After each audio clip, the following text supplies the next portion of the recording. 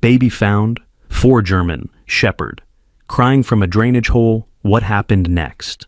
Left everyone in tears. What you're about to hear will shake you to your core, a story so incredible that even the rescue workers who lived through it still can't believe it happened. Before we begin, hit that like button, share this story with someone who loves dogs, and let us know in the comments where you're watching from. The rain hadn't stopped for 3 days straight. Marcus Thompson pressed his small nose against the kitchen window, watching the water rush down the street like a river. His mother, Sarah, was on the phone with the insurance company, her voice tight with stress as she described the flooding in their basement. His father, James, was outside, desperately trying to clear the storm drains around their property with a group of neighbors. 5-year-old Marcus wasn't interested in any of that. He was watching something else entirely, something moving in the churning water near the big drainage pipe at the edge of their backyard. At first, he thought it was just leaves and branches being swept along by the current, but then he saw it again, a flash of brown and black fur before it disappeared into the darkness of the drain. "Mommy," Marcus tugged at Sarah's shirt, but she waved him off, still arguing with someone about coverage and deductibles. Marcus knew better than to interrupt when adults were using their serious voices. He grabbed his yellow rain boots from beside the door and quietly slipped outside. The rain immediately soaked through his dinosaur t-shirt, but Marcus didn't care. He splashed through the puddles toward the drainage pipe, which was almost as tall as he was. The metal grate that usually covered it had been pulled aside by the city workers yesterday when they were trying to prevent the street from flooding completely.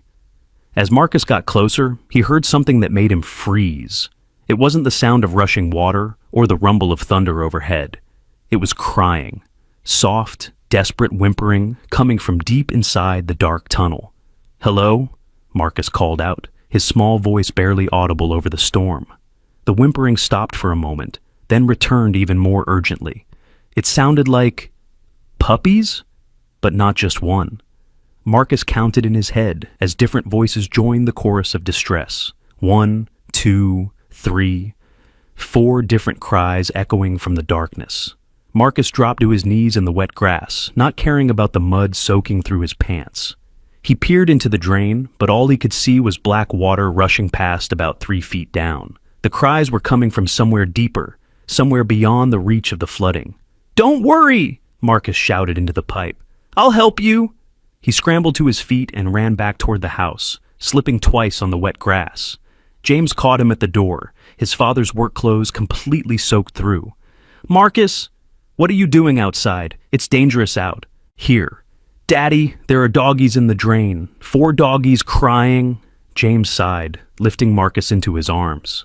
"Buddy, that's just the sound of the water moving through the pipes. Sometimes storms make weird noises." "No, Daddy, it's dogs. I saw fur and everything. They're stuck and scared." James carried Marcus inside, where Sarah was finally off the phone. She looked exhausted, her usually perfect hair tied in a messy bun. "Marcus, honey, you're soaking wet. Let's get you dried off." "Mommy, please." "There are puppies in the storm drain. They need help." Sarah and James exchanged that look, the one parents give each other when their child is being difficult. "Marcus," Sarah said gently, kneeling down to his level, "I know the storm is scary, and sometimes we think we hear things that aren't really there." "But they are there!" Marcus's eyes filled with tears. 4 German Shepherd puppies. They're crying for their mommy." James frowned. "German Shepherds? Marcus, how could you possibly know what kind of dogs they are if they're in a drain?" Marcus paused. He didn't know how to explain it. He just knew. The same way he had known that Mrs. Peterson's cat was sick before she started limping. The same way he knew when Grandma was sad, even when she was smiling. He could feel things about animals that other people couldn't. "I just know," he said quietly. "Please, can we help them?" Sarah pulled him into a hug. "The storm drains are dangerous right now, sweetheart. No animals would be in there. They're too smart for that." But Marcus couldn't let it go. All through dinner, he kept glancing toward the backyard. He barely touched his macaroni and cheese, his favorite meal. Every few minutes, he would tilt his head like he was listening to something only he could hear. That night, after his parents tucked him into bed, Marcus lay awake listening to the rain pounding against his window. The sound from the drain kept calling to him, not just whimpering now, but something else. It was like the dogs were trying to tell him something, trying to explain how they got there and why they couldn't get out. Marcus slipped out of bed and crept to his toy box. He pulled out his walkie-talkie, the one Pop, his grandfather, had given him for his birthday. Pop always kept the matching one with him, even though he lived 20 minutes away. Pop was different from his parents. Pop understood things about animals. He used to train rescue dogs for the fire department before he retired. Marcus pressed the button and whispered, "Pop? Pop, are you there?" Static crackled for a moment, then a gravelly voice responded, "Marcus? What are you doing up, little man? It's past 10. Pop, there are dogs stuck in the storm drain. Mom and Dad don't believe me, but I know they're there. 4 German Shepherd puppies." There was a pause. Pop knew about Marcus's special connection with animals. He'd seen it himself when Marcus had found that injured bird in Pop's garage. A bird that had been completely silent until Marcus walked in, and it immediately started chirping for help. "Tell me exactly what you heard and saw," Pop said. Marcus described everything: the crying, the glimpse of fur, the feeling he had that they were trapped somewhere deep in the drainage system. He told Pop how he knew they were German Shepherds even though he couldn't see them clearly, and how he was certain there were 4 of them. "They're scared, Pop. Really scared. And cold. And one of them is hurt." "How do you know one is hurt, Marcus?" "I can feel it. Like when I touched Mrs. Chen's dog last week and knew his tummy hurt. The hurt one isn't crying as loud as the others." Pop was quiet for a long moment. "Marcus, listen to me. I'm coming over first thing in the morning. We'll look together, okay? But you have to promise me you won't go near that drain by yourself. It's too dangerous with all this flooding." "Promise," Marcus whispered. "But Pop, what if morning is too late? Those dogs, if they're really there, they're survivors. They've made it this long. One more night won't change that. Now, try to get some sleep." But Marcus couldn't sleep. He sat by his window, watching the backyard through the rain-streaked glass. Sometimes he thought he could still hear them crying, even from inside the house. He pressed his small hand against the cold window and whispered, "Hold on, puppies. Help is coming." The next morning came with more rain, though not as heavy as the previous days. Marcus was already dressed and waiting by the door when Pop's old pickup truck pulled into the driveway at 7 o'clock. Robert Wilson might have been 72 years old, but he moved with the purpose of a much younger man as he stepped out of his truck, carrying a large duffel bag. "Morning, little man," Pop said, ruffling Marcus's hair. "Your parents up yet?" Sarah appeared in the doorway, coffee mug in hand. "Dad? What are you doing here so early?" "Came to help with the flooding cleanup," Pop said smoothly. "Heard you folks got hit pretty hard." Sarah's face softened. "That's sweet, Dad, but you don't need to." "Also came to check out something Marcus told me about. Seems he thinks there might be some animals trapped in your storm drain." Sarah's expression shifted to mild frustration. "Dad, please don't encourage this. He's been obsessed with this idea since yesterday." Pop set down his bag and looked at his daughter seriously. "Sarah, you know I trained search and rescue dogs for 30 years. If there's even a small chance there are animals in distress, shouldn't we check?" James appeared behind Sarah, already dressed for another day of flood cleanup. "Robert, those drains are dangerous right now. The city specifically warned us to stay away from them." "I'm not suggesting we go swimming in them," Pop replied, "but I brought some equipment. We can at least take a proper look." Marcus was practically bouncing with excitement. "Can we go now, please?" Pop opened his duffel bag and pulled out what looked like a small camera attached to a long, flexible cable. "This here is an inspection camera. We use these to look into spaces too small or dangerous for people. If there's anything in that drain, we'll see it." Sarah and James exchanged glances. "I suppose it couldn't hurt to look," James said finally. The 4 of them made their way to the backyard, Marcus leading the way to the large drainage pipe. The rain had led up to a light drizzle, but the sound of rushing water from inside the pipe was still loud. Pop knelt beside the opening, his knees popping as he did. "Marcus, you stand back there with your parents," Pop instructed as he turned on the camera's small screen and began feeding the cable into the drain. The screen showed murky water rushing past, debris floating by in the current. Pop carefully maneuvered the camera deeper into the pipe, following the flow of water. For several minutes, there was nothing but darkness and water. Then Marcus gasped. "There! Did you see that?" Pop rewound the footage a few seconds. There, barely visible in the corner of the frame, was what looked like a reflection, the distinctive shine of an animal's eyes in the camera's light. "Could be a rat," James said, though he sounded less certain than before. Pop adjusted the camera angle, trying to get a better view. The pipe split into two directions about 10 feet in. The main flow of water went straight, but there was a smaller tunnel branching off to the left, slightly elevated from the main pipe. "That's where they are," Marcus said with complete certainty. "In the left tunnel." Pop guided the camera into the left branch. This tunnel was older, made of concrete instead of metal, and while water was flowing through it, it wasn't completely flooded. The camera moved deeper, deeper, and then Sarah's hand flew to her mouth. "Oh my God!" On the screen, huddled on a narrow concrete ledge about 20 feet into the tunnel system, were 4 dogs. Even in the grainy camera footage, it was clear they were German shepherds. 3 puppies and what looked like a young adult female. They were pressed against each other, trying to stay out of the water that rushed just inches below their temporary refuge. "How did they even get in there?" James breathed.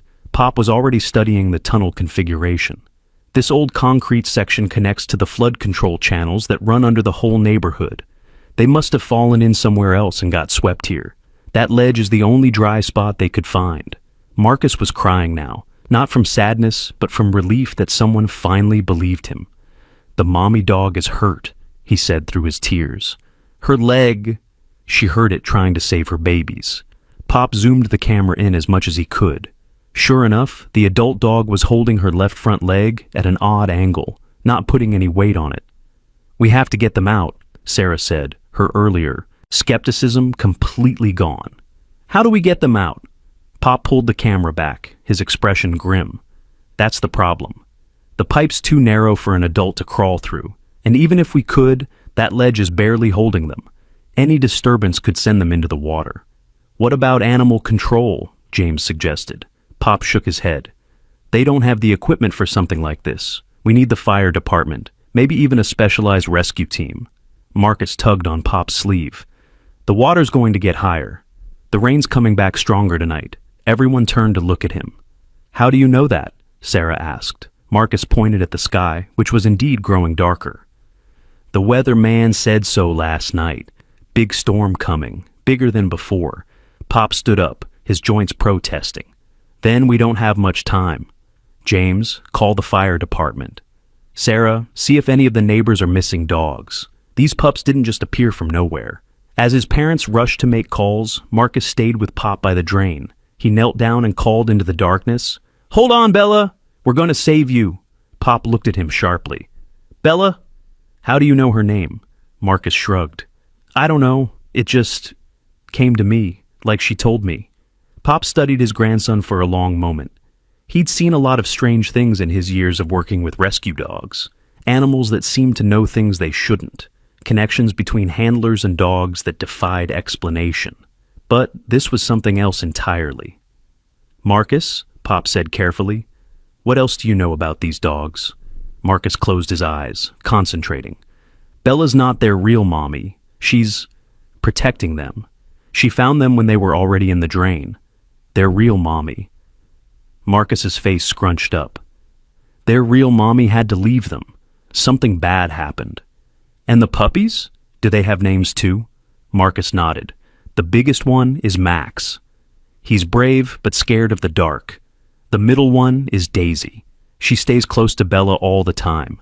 And the smallest one," Marcus paused, tilting his head like he was listening. "Scout. He's the one who's sick. He was already sick before they got stuck."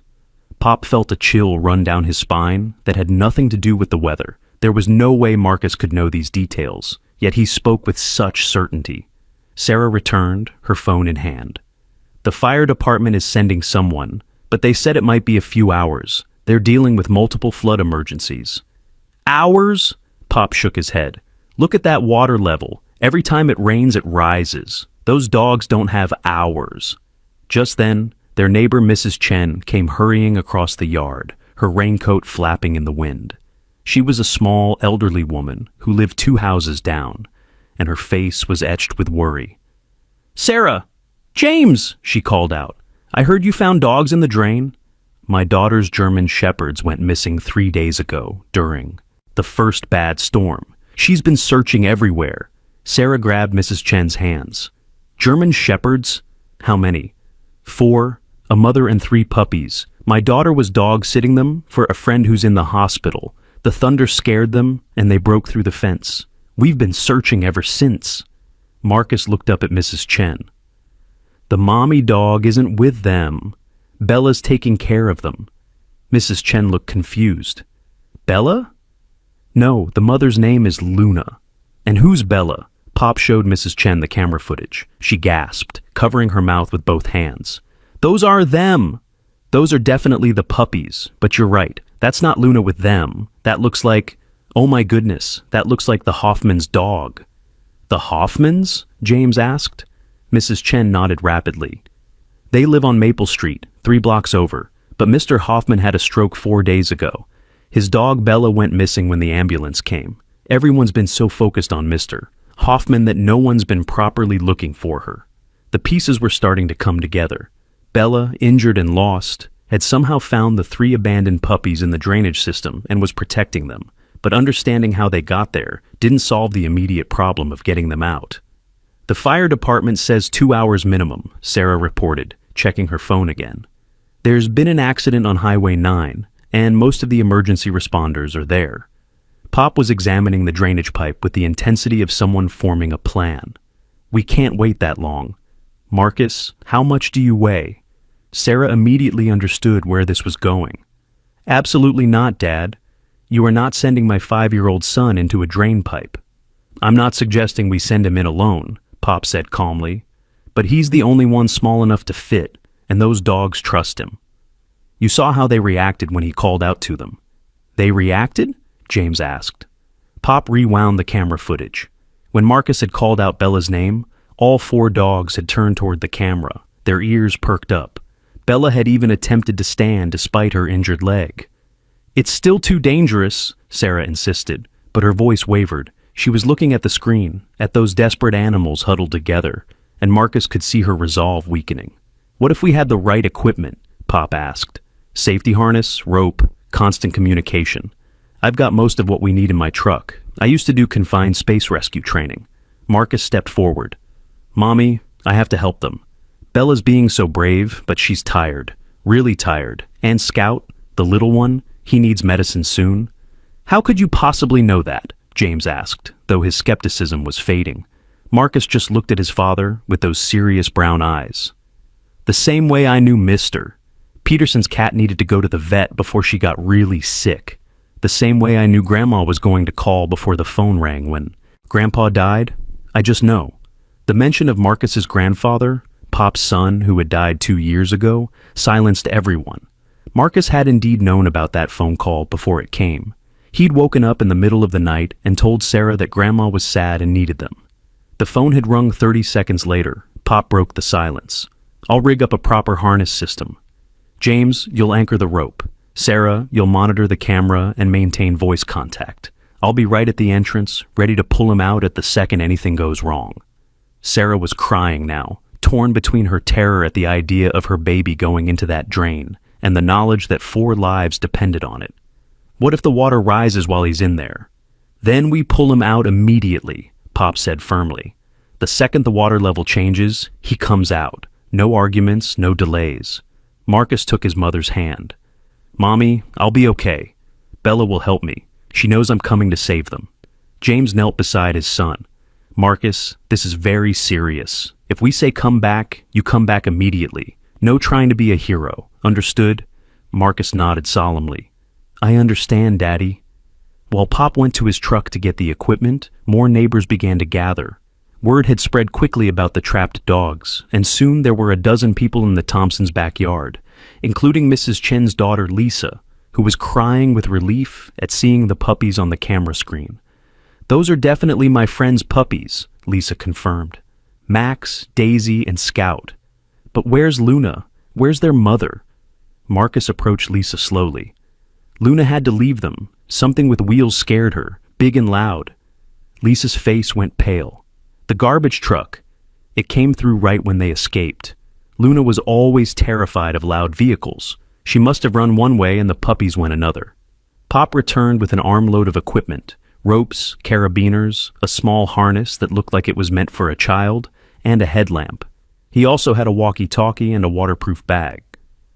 "This harness is from when I used to teach kids basic climbing," Pop explained as he helped Marcus into it. "It'll keep you secure, and we can pull you back quickly if needed." The crowd of neighbors watched anxiously as Pop made his preparations. Someone had called the local news, and a van was just pulling up to the curb. Sarah almost told them to leave, but then thought better of it. If something went wrong, she wanted witnesses. Pop attached the rope to Marcus's harness, testing it several times to make sure it was secure. He put the headlamp on Marcus's head and showed him how to adjust the beam. The walkie-talkie went into the waterproof bag, along with a small collar and leash. "The collar is for Bella," Pop explained.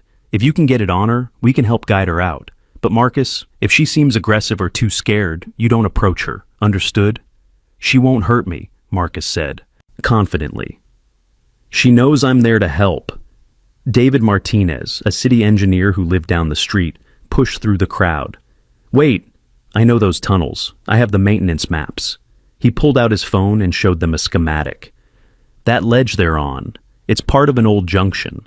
There's supposed to be a maintenance shaft about 30 feet past where they are, but it was sealed years ago."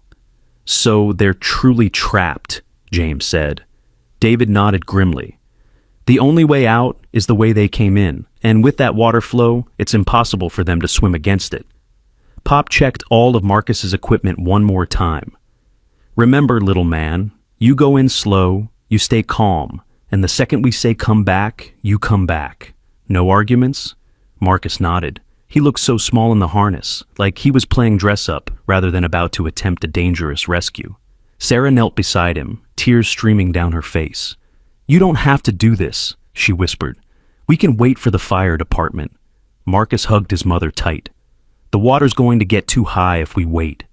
I can feel it. Bella's trying so hard to keep them safe, but she's getting weaker." The crowd fell silent as Marcus approached the drain. The news camera was rolling, capturing everything. Pop fed the rope through a carabiner he'd attached to a nearby tree, creating a pulley system that would make it easier to pull Marcus back if needed. Marcus got on his hands and knees at the entrance to the pipe. The water rushing below looked dark and fast. He took a deep breath, turned on his headlamp, and began to crawl inside. The pipe was cold and slippery. Marcus could hear his own breathing echoing off the metal walls, mixing with the sound of rushing water. The rope trailing behind him was reassuring, a lifeline back to the world above. "Can you hear me, Marcus?" Pop's voice crackled through the walkie-talkie. "I hear you, Pop," Marcus replied, his voice steadier than anyone expected. He reached the junction where the pipe split. The left tunnel, the older concrete one, was smaller than the main pipe. Marcus had to squeeze to fit through the opening. The sound of whimpering was louder now, more urgent. "I'm coming," Marcus called out. "Bella, I'm coming." The response was immediate. A bark, not aggressive, but hopeful. Marcus crawled faster, his headlamp beam bouncing off the wet concrete walls. The tunnel curved slightly, and then he saw them. They were exactly as they had appeared on camera, but somehow more heartbreaking in person. Bella was pressed against the wall, her injured leg held awkwardly, using her body to shield the 3 puppies from the spray of water. The ledge they were on was barely 2 feet wide and maybe 4 feet long. The puppies were soaked and shivering. Bella's eyes met Marcus's, and something passed between them, an understanding that went beyond words. She didn't growl or bark. Instead, she whimpered softly as if saying, "Finally, someone came." "Hi, Bella," Marcus said gently, not moving closer yet. "I'm Marcus. I'm here to help." Bella's tail attempted a weak wag. The puppies, seeing that their protector wasn't alarmed, began to whimper more loudly, calling out for help. Marcus spoke into the walkie-talkie. "I can see them. Bella's hurt bad. Her leg looks really swollen." "Can you reach them safely?" Pop asked. Marcus studied the situation. The ledge was about 3 feet from where the tunnel opened up slightly.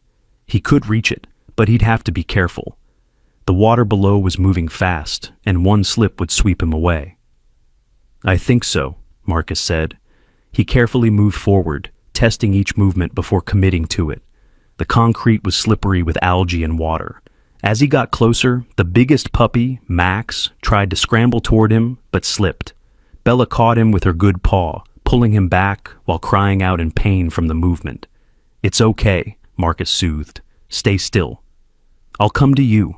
He reached the ledge and carefully pulled himself up beside them. The puppies immediately pressed against him, seeking warmth and comfort. Scout, the smallest, was burning with fever. "Pop, Scout is really sick. He's too hot. We need to get them out fast." Pop's voice was tense. "Can you get the collar on Bella?"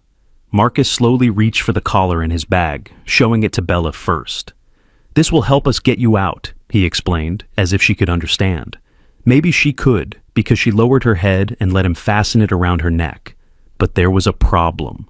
Looking back the way he'd come, Marcus realized there was no way Bella could make it through that narrow opening with her injured leg. The puppies might fit, but barely. "Pop, they can't fit through the tunnel. It's too small." There was a pause, then David Martinez's voice came through. "Marcus, can you see past where you are? Is there any other way?" Marcus shone his headlamp deeper into the tunnel. It continued for another 20 feet or so before ending in what looked like a metal grate. Water was flowing through it, but it was mostly blocked with debris. "There's a grate, but it's blocked," Marcus reported. "That must be the old maintenance access," David said. "If we could clear it from the other side." Suddenly Bella started barking urgently. Marcus felt it too, a change in the air pressure, a rumbling from somewhere upstream. "Pop, something's happening. Get out now, Marcus. Leave them and get out." But it was too late. A surge of water suddenly burst through the main tunnel, the result of debris breaking free somewhere upstream. The water level rose instantly, covering half the ledge. Marcus grabbed Scout and Daisy, holding them above the water. Bella had Max, but she was struggling with her injured leg. The water was rising fast. "I can't leave them!" Marcus shouted into the walkie-talkie. "Marcus, get out now!" Sarah's voice screamed through the speaker. But Marcus did something no one expected. He unclipped his harness. "Marcus, no!" Pop's voice roared. "I have to save them," Marcus said. And then he did the unthinkable. He grabbed Scout and jumped into the water.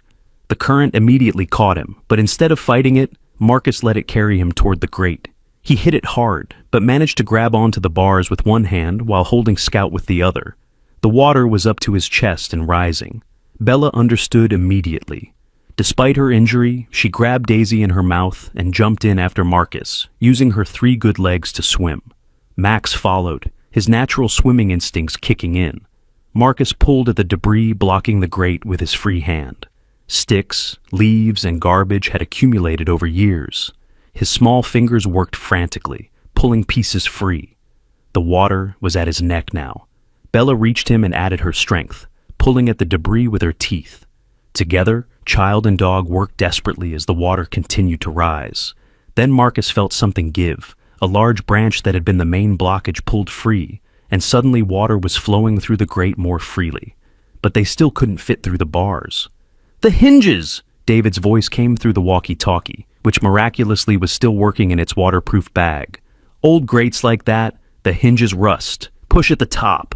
Marcus reached up, his head barely above water now, and pushed at the top of the grate. He felt it move slightly. Bella seemed to understand and added her weight, pushing with her good shoulder. With a screech of rusted metal, the top of the grate bent outward, creating an opening just large enough for them to squeeze through. "Go!" Marcus pushed Max through first, then Daisy. Scout was barely conscious in his arms. He pushed the tiny puppy through, then helped Bella squeeze through despite her pained cries. Marcus tried to follow, but his harness, still attached to the rope, got caught on the bent metal. The water was over his head now. He couldn't breathe. In his last moment of consciousness, Marcus felt teeth grab his shirt. Bella had come back for him. She pulled with all her remaining strength, tearing his shirt and freeing him from the snag. Together, they tumbled through the opening into a wider tunnel, where the water, while still flowing, was shallower. Marcus gasped for air, coughing up water. He could hear sirens now. Lots of them. The fire department had finally arrived, but they were still in the drain system, just in a different part. "Marcus! Marcus, answer me!" The walkie-talkie had survived in its waterproof bag. "We're okay," Marcus coughed into it. "We're in a different tunnel." "Where? Can you see daylight?" Marcus looked around. They were in a larger concrete pipe, maybe 6 feet in diameter. Water was flowing at about knee depth. Bella was standing on 3 legs, the puppies huddled against her. In the distance, Marcus could see light. "I see light. We're coming." Supporting each other, the unlikely group made their way toward the light. Marcus carried Scout and Daisy, while Max walked beside Bella, who limped heavily on 3 legs. The tunnel seemed to go on forever, but finally they emerged into daylight. They came out at a drainage canal about a quarter mile from Marcus's house. Fire trucks, police cars, and ambulances were everywhere. Someone spotted them and shouted, and suddenly people were running toward them. Sarah reached them first, splashing through the shallow water to grab Marcus in a fierce hug, sobbing uncontrollably. "Don't you ever do that again." James was right behind her, wrapping both of them in his arms. Pop waded in too, his weathered face wet with tears of relief. The firefighters carefully took the puppies, wrapping them in warm blankets. A paramedic checked Marcus over while another examined Bella, who refused to leave Marcus's side despite her injury. "That dog's leg is broken in 2 places, the paramedic said in amazement. "How she was swimming with it is beyond me." Dr. Patricia Kumar, the local veterinarian who had been called to the scene, immediately began treating Scout. "This puppy has pneumonia," she announced. "He needs antibiotics immediately." As Dr. Kumar worked on Scout, a news reporter approached the family. Sarah tried to wave her away, but Marcus spoke up. "Bella saved us," he said to the camera. "She saved the puppies first, then came back for me. She's a hero." The reporter turned to Pop. "Sir, your grandson went into that drain without his safety harness. Weren't you supposed to be watching him?" Pop's jaw tightened, but before he could respond, David Martinez stepped forward. "That boy saved 4 lives today. The water surge would have drowned those dogs if he hadn't acted when he did. Sometimes heroes don't follow the rules." Mrs. Chen's daughter Lisa was crying as she held Max and Daisy. "Thank you," she said to Marcus over and over. "Thank you for saving them." But there was still the question of Luna, the puppy's actual mother. As if reading Marcus's mind, Bella limped over to Lisa and gently nuzzled the puppies, then looked toward the hills beyond the neighborhood and whined. "She knows where Luna is," Marcus said suddenly. "She's been trying to tell Luna the puppies are safe, but Luna's too far away to hear." Dr. Kumar looked up from treating Scout. "Dogs can't communicate over long distances like that." Marcus just looked at her with those serious eyes. "Bella can. She's special." As if to prove his point, Bella threw her head back and howled, a long, mournful sound that echoed across the neighborhood. She howled 3 times, pausing between each one as if listening for a response. Then, faintly from somewhere in the distance, came an answering howl. "That's Luna!" Lisa gasped. "That's her voice." The howling continued, getting closer. Within minutes, a German shepherd came racing down the street, soaking wet and muddy, but very much alive. Luna went straight to her puppies, sniffing each one frantically, licking their faces, crying with what could only be described as joy. But then Luna did something unexpected. She went to Bella, who was lying on a stretcher about to be loaded into Dr. Kumar's van, and gently licked her injured leg. The 2 dogs touched noses, and Marcus swore he saw Bella's tail wag slightly. "They're talking," Marcus said. "Luna's saying thank you." Dr. Kumar shook her head in amazement. "In 30 years of veterinary practice, I've never seen anything like this." As the emergency responders began to pack up, Captain Angela Brooks from the fire department approached the Thompson family. "Mr. and Mrs. Thompson, what your son did today was incredibly brave, though I can't officially condone a child entering a storm drain." "He won't be doing it again," Sarah said firmly, still holding Marcus tight. Captain Brooks smiled. "I believe you, but I think you should know. We've had 3 other reports of animals trapped in the storm system. This flooding has been unprecedented." Marcus looked up at her. "The orange cat is in the pipe under Oak Street. The 2 dogs are in the canal behind the school, and there's a..." He paused, tilting his head. "There's a raccoon family in the drainage ditch by the park, but they're okay. They found a safe spot." Everyone stared at him. Captain Brooks pulled out her radio and relayed the information to other teams. Within an hour, all 3 locations were checked. They found an orange tabby cat in the Oak Street pipe, 2 mixed-breed dogs in the canal behind the school, and a mother raccoon with babies safely nestled in a drainage pipe near the park, exactly as Marcus had described. The news spread like wildfire. The boy who could sense animals in distress. The miracle rescue. The hero dog who saved puppies that weren't even hers. By evening, the story was on national news. But for Marcus, sitting in his living room, wrapped in a warm blanket with a cup of hot chocolate, none of that mattered. What mattered was that Bella was at the emergency vet getting surgery on her leg, sponsored by donations that had already started pouring in. The puppies were safe with their mother at Lisa's house, and Scout was responding well to antibiotics. "How did you really know, Marcus?" Pop asked quietly, sitting beside his grandson. "How did you know their names, their injuries, where the other animals were?" Marcus was quiet for a moment, trying to find words for something he'd never had to explain before. "It's like, when I think about an animal, I can feel what they feel. Not with my body, but with something else. And sometimes, if the feeling is really strong, like when they're scared or hurt, I can see pictures in my head, pictures of what they see." "That's quite a gift," Pop said. "Is it weird?" Marcus asked, suddenly looking like the 5-year-old he was. "Different isn't weird," Pop replied. "Different can be special, and today different." Saved lives. There was a knock at the door. James opened it to find an elderly man in a hospital gown and robe, leaning heavily on a walker. A younger woman, presumably his daughter, stood beside him. "I'm Harold Hoffman," the man said, his voice shaky. "I heard on the news about Bella." "About what she did." Sarah invited them in. Mr. Hoffman's eyes were red with tears as he continued. "I had a stroke 5 days ago. Bella got out when the ambulance came. I thought I'd lost her forever." "She's going to be okay," Marcus said. "Dr. Kumar fixed her leg. She'll need to rest for a while, but she'll be good as new." Mr. Hoffman looked at the small boy who had saved his dog. "The news said you knew her name. How?" Marcus shrugged. "She told me. Not with words, but she told me." Mr. Hoffman's daughter spoke up. "Mr. and Mrs. Thompson, my father lives alone. Well, he did. He's going to be moving in with me now, and my apartment doesn't allow dogs. We were going to have to find Bella a new home anyway, and after what she did today, after what your son did—" "You want us to keep Bella?" Sarah asked, surprised. Mr. Hoffman nodded. "She clearly has a connection with your boy. And maybe I could visit sometimes, when I'm feeling better." Marcus jumped up and hugged the old man carefully.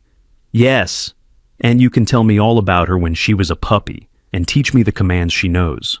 That night, as the rain finally stopped and stars began to appear through the breaking clouds, Marcus lay in his bed, thinking about the day. His parents had already received dozens of calls from people with missing pets, asking if Marcus could help find them. Sarah and James were unsure how to handle it all, but Marcus wasn't worried about that. He was thinking about Bella, alone at the vet hospital, probably scared despite the pain medication. He closed his eyes and concentrated, trying to send her a message the way she had taught him, without even meaning to. "You're safe," he thought as hard as he could. "You're loved. You have a home now." Miles away, in a kennel at the emergency vet clinic, Bella lifted her head. Her tail wagged once, twice, then she settled back down to sleep, somehow more peaceful than before. The next morning brought unexpected challenges. Marcus woke to find news vans lining their street and reporters knocking on their door every few minutes. Sarah kept the curtains drawn, while James fielded phone calls from everyone from animal rescue organizations to morning talk shows wanting to interview Marcus. "This is insane," Sarah said, peeking through the blinds at the growing crowd. "He's just a little boy." But Marcus wasn't paying attention to the chaos outside. He was sitting very still at the kitchen table, his eyes closed, his cereal untouched. "Marcus?" James asked. "You okay, buddy?" Marcus opened his eyes. "There's another dog. Not in a drain, in a house." His parents exchanged glances. "What do you mean, sweetheart?" Sarah asked. "Someone's calling for help." "A dog. He's been alone for days. His person hasn't come home." Before his parents could respond, Marcus got up and walked to the front door. Despite Sarah's protests, he opened it and spoke directly to the nearest reporter. "There's a dog trapped in a house on Willow Avenue, the blue house with the broken mailbox. His owner had an accident and nobody knows the dog is there. He's almost out of water." The reporters immediately sprang into action, some heading to Willow Avenue while others called their stations. Within 30 minutes, animal control had broken into the house and found an elderly golden retriever, dehydrated but alive, just as Marcus had described. The owner was located in the hospital, having been admitted after a fall 4 days earlier. The discovery of the golden retriever sent shockwaves through the community. Marcus stood in his doorway, still in his dinosaur pajamas, as reporters shouted questions at him. Sarah quickly pulled him back inside, but the damage was done. The story had evolved from a miraculous rescue to something else entirely. A child who could apparently sense animals in distress from miles away. "We need to get out of here," James said, watching as more news vans arrived. "This is getting out of control." Pop had stayed the night on their couch, and now he stood by the window, observing the circus outside. "You could come to my place for a few days. Let this die down." But Marcus shook his head. "We can't leave. Bella comes home today." It was true. Dr. Kumar had called earlier to say Bella's surgery had gone perfectly, and she could be released that afternoon. The metal pins in her leg would need time to heal, but she could recover at home with proper care. Besides, Marcus added quietly, there are more animals that need help. Sarah knelt beside her son. "Marcus, honey, you can't save every animal in trouble. It's too much for one little boy." Marcus looked at his mother with those deep brown eyes that seemed far too old for his 5 years. "But if I can hear them, shouldn't I help?" Before anyone could answer, the phone rang. James answered it, his expression growing increasingly serious as he listened. "I understand. Yes, we can bring him. 2 o'clock. He hung up and turned to his family. That was Child Services. They want to meet with Marcus to make sure he's okay. Standard procedure when a child is involved in something this public. Sarah's face flushed with anger. "They think we're exploiting him?" "They just want to talk," James said calmly, though his jaw was tight. "And honestly, maybe it would help to have a professional evaluate what's happening with Marcus." Pop snorted. "The boy has a gift." "What's to evaluate?" But they agreed to the meeting. In the meantime, they had to figure out how to get to Dr. Kumar's clinic to pick up Bella without being followed by the media circus. Pop had an idea. "I'll pull my truck into the garage. Marcus can hide in the back, under a tarp. We'll make it look like James is taking him somewhere in their car while we slip out the back way." It worked. While James drove off with reporters following him, Pop drove Sarah and Marcus to the veterinary clinic using back roads. Marcus stayed hidden until they were safely inside Dr. Kumar's back entrance. Bella was waiting in a recovery kennel, her leg wrapped in a bright blue cast. The moment she saw Marcus, her entire body wiggled with joy, though she couldn't stand properly yet. "Careful, Doctor," Kumar warned as Marcus approached. "She needs to stay calm." But Bella was anything but calm. She whined and cried, trying to reach Marcus through the kennel bars. When Dr. Kumar opened the door, Bella immediately pressed her head against Marcus's chest, her whole body trembling. "She was crying all night," Dr. Kumar said softly. "The only time she calmed down was around 3 in the morning. She just suddenly settled like someone had comforted her." Sarah looked at Marcus. "That's when you woke up, isn't it? You said you had a dream about Bella." Marcus nodded, stroking Bella's fur gently. "She was scared. I told her we were coming." Dr. Kumar shook her head in amazement. "I've been thinking about what happened yesterday. The connection between you two. I did some research last night, and there are documented cases of human-animal bonds that seem to transcend normal understanding, but nothing quite like this. She helped them get Bella into Pop's truck, showing them how to support her cast and giving them detailed care instructions. As they prepared to leave, she pulled Sarah aside. "Mrs. Thompson, I know this might sound strange, but I think Marcus's gift, whatever it is, it's real, and it's powerful. You might want to consider finding someone who specializes in these kinds of abilities. Not to fix him, there's nothing wrong with him, but to help him understand and manage it." Sarah nodded, though she had no idea where to find such a person. The ride home was complicated by the fact that they couldn't go directly to their house. Too many reporters. Instead, Pop drove them to his small farmhouse on the outskirts of town. It was perfect, secluded, with a big fenced yard where Bella could recover in peace. As they settled Bella onto a soft bed Pop had prepared in his living room, Marcus suddenly stiffened. His eyes went wide, and he grabbed Pop's arm. "Pop, something bad is happening." "Where?" Pop asked, having learned not to question Marcus's intuitions. Marcus closed his eyes, concentrating. "The old barn. Mill Creek Road. There are puppies. Someone left them there. They're in a box and it's getting hot. Really hot. Pop didn't hesitate. He grabbed his keys. Sarah, stay here with Bella. Marcus and I need to check this out. Sarah wanted to protest, but she saw the determination in both their faces. Be careful. The drive to Mill Creek Road took 15 minutes. It was an abandoned area on the edge of town, mostly old farm. Buildings that hadn't been used in years.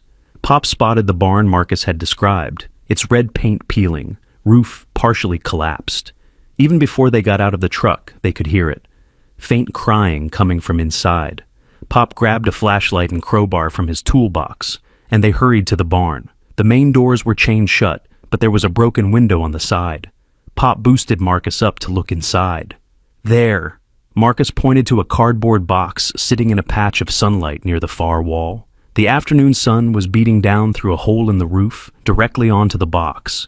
Pop used the crowbar to pry open a side door. The barn was stifling inside, dust motes dancing in the harsh sunlight. They rushed to the box and found 6 newborn puppies, probably not more than a week old, panting in distress from the heat. They need their mother, Marcus said, gently touching one of the tiny creatures. She's looking for them. Someone took them from her. Pop carefully lifted the box. We need to get them to Dr. Kumar right away. Newborns can't regulate their temperature. As they drove to the clinic, Marcus held the box on his lap, whispering to the puppies. Your mama's looking for you. We'll find her. Dr. Kumar took one look at the puppies and immediately went into emergency mode. They're severely dehydrated and overheated. A few more hours and they wouldn't have made it. While she worked on the puppies with her assistant, Marcus sat in the waiting room, his eyes closed. Pop watched him, recognizing the look of deep concentration. She's at the shelter, Marcus said suddenly. The mama dog. Someone brought her in yesterday. They said she was a stray, but she's not. She has a collar under all that dirty fur. Dr. Kumar overheard this. Patricia, she called to her assistant. Call the county shelter. Ask if they received a female dog yesterday, possibly recently given birth. 20 minutes later, they had confirmation. A mixed-breed dog had been brought in, found wandering the streets in distress. The shelter workers hadn't realized she had recently had puppies. I'll call them, Doctor, Kumar said. We need to reunite them as soon as possible. These puppies need their mother's milk. While they waited for the mother dog to be transported from the shelter, Marcus sat with the puppies, who were now in an incubator receiving fluids. He had one hand pressed against the glass, and the puppies, despite being nearly unconscious, had all crawled toward his hand. How do you do it? Dr. Kumar asked, genuinely curious. How do you know these things? Marcus thought for a moment. It's like, you know how when you're really thirsty, you can think about water and almost taste it? It's like that, but with feelings. I think about an animal and I can feel what they feel. And sometimes, if they're feeling really strong, they can show me pictures, like memories. And it's always been this way? Marcus shook his head. It got stronger after Grandpa Tom died, Pop's son. He was sick for a long time, and I used to sit with him and his cat, Whiskers. Whiskers would tell me when Grandpa Tom was having a bad day, and I'd know to be extra quiet or to bring him his favorite blanket. Pop's eyes misted over hearing this. He hadn't known about those interactions between his grandson and his son during those final difficult months. The shelter van arrived an hour later. The mother dog, a medium-sized brown mixed breed, was frantic. She could smell her puppies before she could see them, and her cries were heartbreaking. The reunion was beautiful. The moment the mother saw her puppies, she began cleaning them frantically, counting them with her nose, making sure all 6 were there. The puppies, despite their weakness, immediately began trying to nurse. She says thank you, Marcus told Dr. Kumar. She was so scared she'd never see them again. Dr. Kumar smiled. Tell her she's safe now. They all are. As they drove back to Pop's house, Marcus was quiet. Pop glanced at him in the rearview mirror. You okay, little man? There are so many, Marcus said softly. So many animals that need help. I can feel them all if I think about it. It's like noise, sad noise everywhere. Pop pulled over and turned to face his grandson. Marcus, listen to me. You can't save them all. Nobody can. But you saved Bella and those puppies in the drain, and the mama dog's babies today. That's more than most people do in a lifetime. But what if I'm supposed to help them all? What if that's why I can hear them? Pop reached back and took Marcus's small hand in his weathered one. Maybe you are meant to help, but not all at once and not alone. Even superheroes have help, right? When they got back to Pop's house, they found Sarah on the porch with a woman in a business suit. The child services worker had come to them since they weren't at home. Mrs. Thompson, I'm Diana Reeves from Child Protective Services, the woman said, though her tone was kind rather than accusatory. I just need to ask Marcus a few questions, make sure he's doing okay with all this attention. Marcus climbed out of the truck and walked straight up to her. Your cat is sick, he said matter-of-factly. The gray one. She has a pain in her stomach. Diana's professional composure cracked. How did you... I don't have a gray cat. But you're thinking about one, your mom's cat. You're worried about her. Diana sat down heavily on the porch step. My mother's cat has been refusing to eat. We're taking her to the vet tomorrow. Left side of her mouth, Marcus said. Bad tooth. It hurts to eat. The social worker stared at him, then looked at Sarah. Is this what's been happening? He just... knows things? Sarah nodded. We don't understand it either. But it's real. Diana conducted her interview, but it was clear her heart wasn't really in it anymore. Marcus was obviously well cared for, intelligent, and showed no signs of distress or exploitation. If anything, he seemed remarkably centered for a child dealing with such an unusual situation. I have to file a report, Diana said as she prepared to leave, but I'm going to recommend no further action. Though I would suggest you find someone to help Marcus understand his gift. There's a professor at the university, Dr. Elizabeth Hartley. She studies anomalous perception in children. She might be able to help. After Diana left, taking with her a promise to have her mother's cat's teeth checked, the Thompson family finally had a moment of peace. Bella was sleeping comfortably, her pain medication keeping her settled. Marcus sat beside her, one hand resting lightly on her side. Mom, Marcus said suddenly, Mr. Hoffman is coming. Sure enough, 5 minutes later, a car pulled up, and Mr. Hoffman's daughter helped him out. He was using a cane now instead of a walker, looking stronger than he had the day before. I had to see her, he said, tears in his eyes as he saw Bella. I had to thank her. Bella's tail wagged weakly when she saw him, but she didn't try to get up. Mr. Hoffman carefully lowered himself into a chair beside her, his hand trembling as he stroked her head. She was my wife's dog first, he said quietly. When Margaret died 2 years ago, Bella was all I had left of her. She'd sleep on Margaret's side of the bed, like she was keeping it warm for her. He looked at Marcus. The news is saying you can talk to animals. Is that true? Marcus nodded. Not with words, but I understand them. Can you tell me, does she remember Margaret? Marcus placed his hand on Bella's head and closed his eyes. After a moment, he smiled. She dreams about her, a lady with silver hair who smelled like flowers. Bella still looks for her sometimes, especially in the garden. Mr. Hoffman broke down crying. Margaret loved her garden. She'd spend hours there with Bella beside her.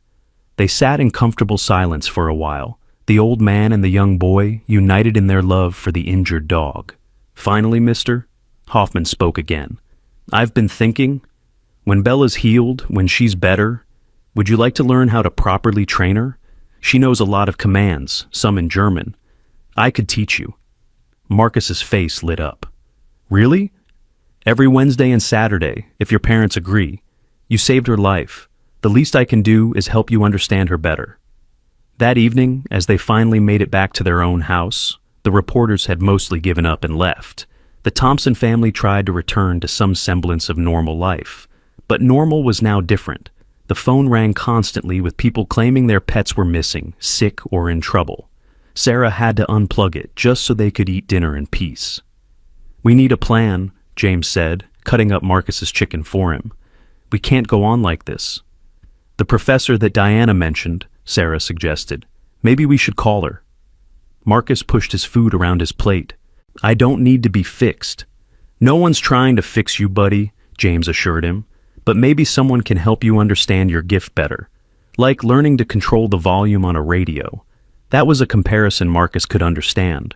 Right now, It did feel like all the animal voices were on full volume all the time.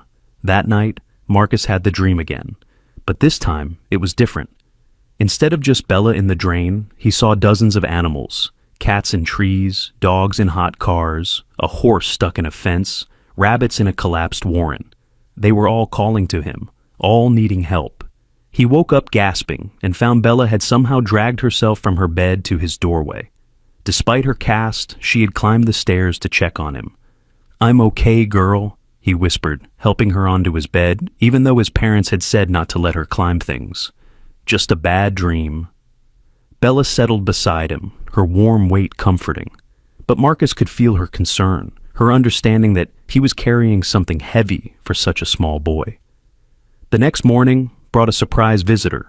Dr. Elizabeth Hartley from the university had heard about Marcus through Diana Reeves and had come to meet him. She was younger than Marcus expected, with kind eyes and a gentle manner. "I study children who have special connections with the world around them," she explained to the family.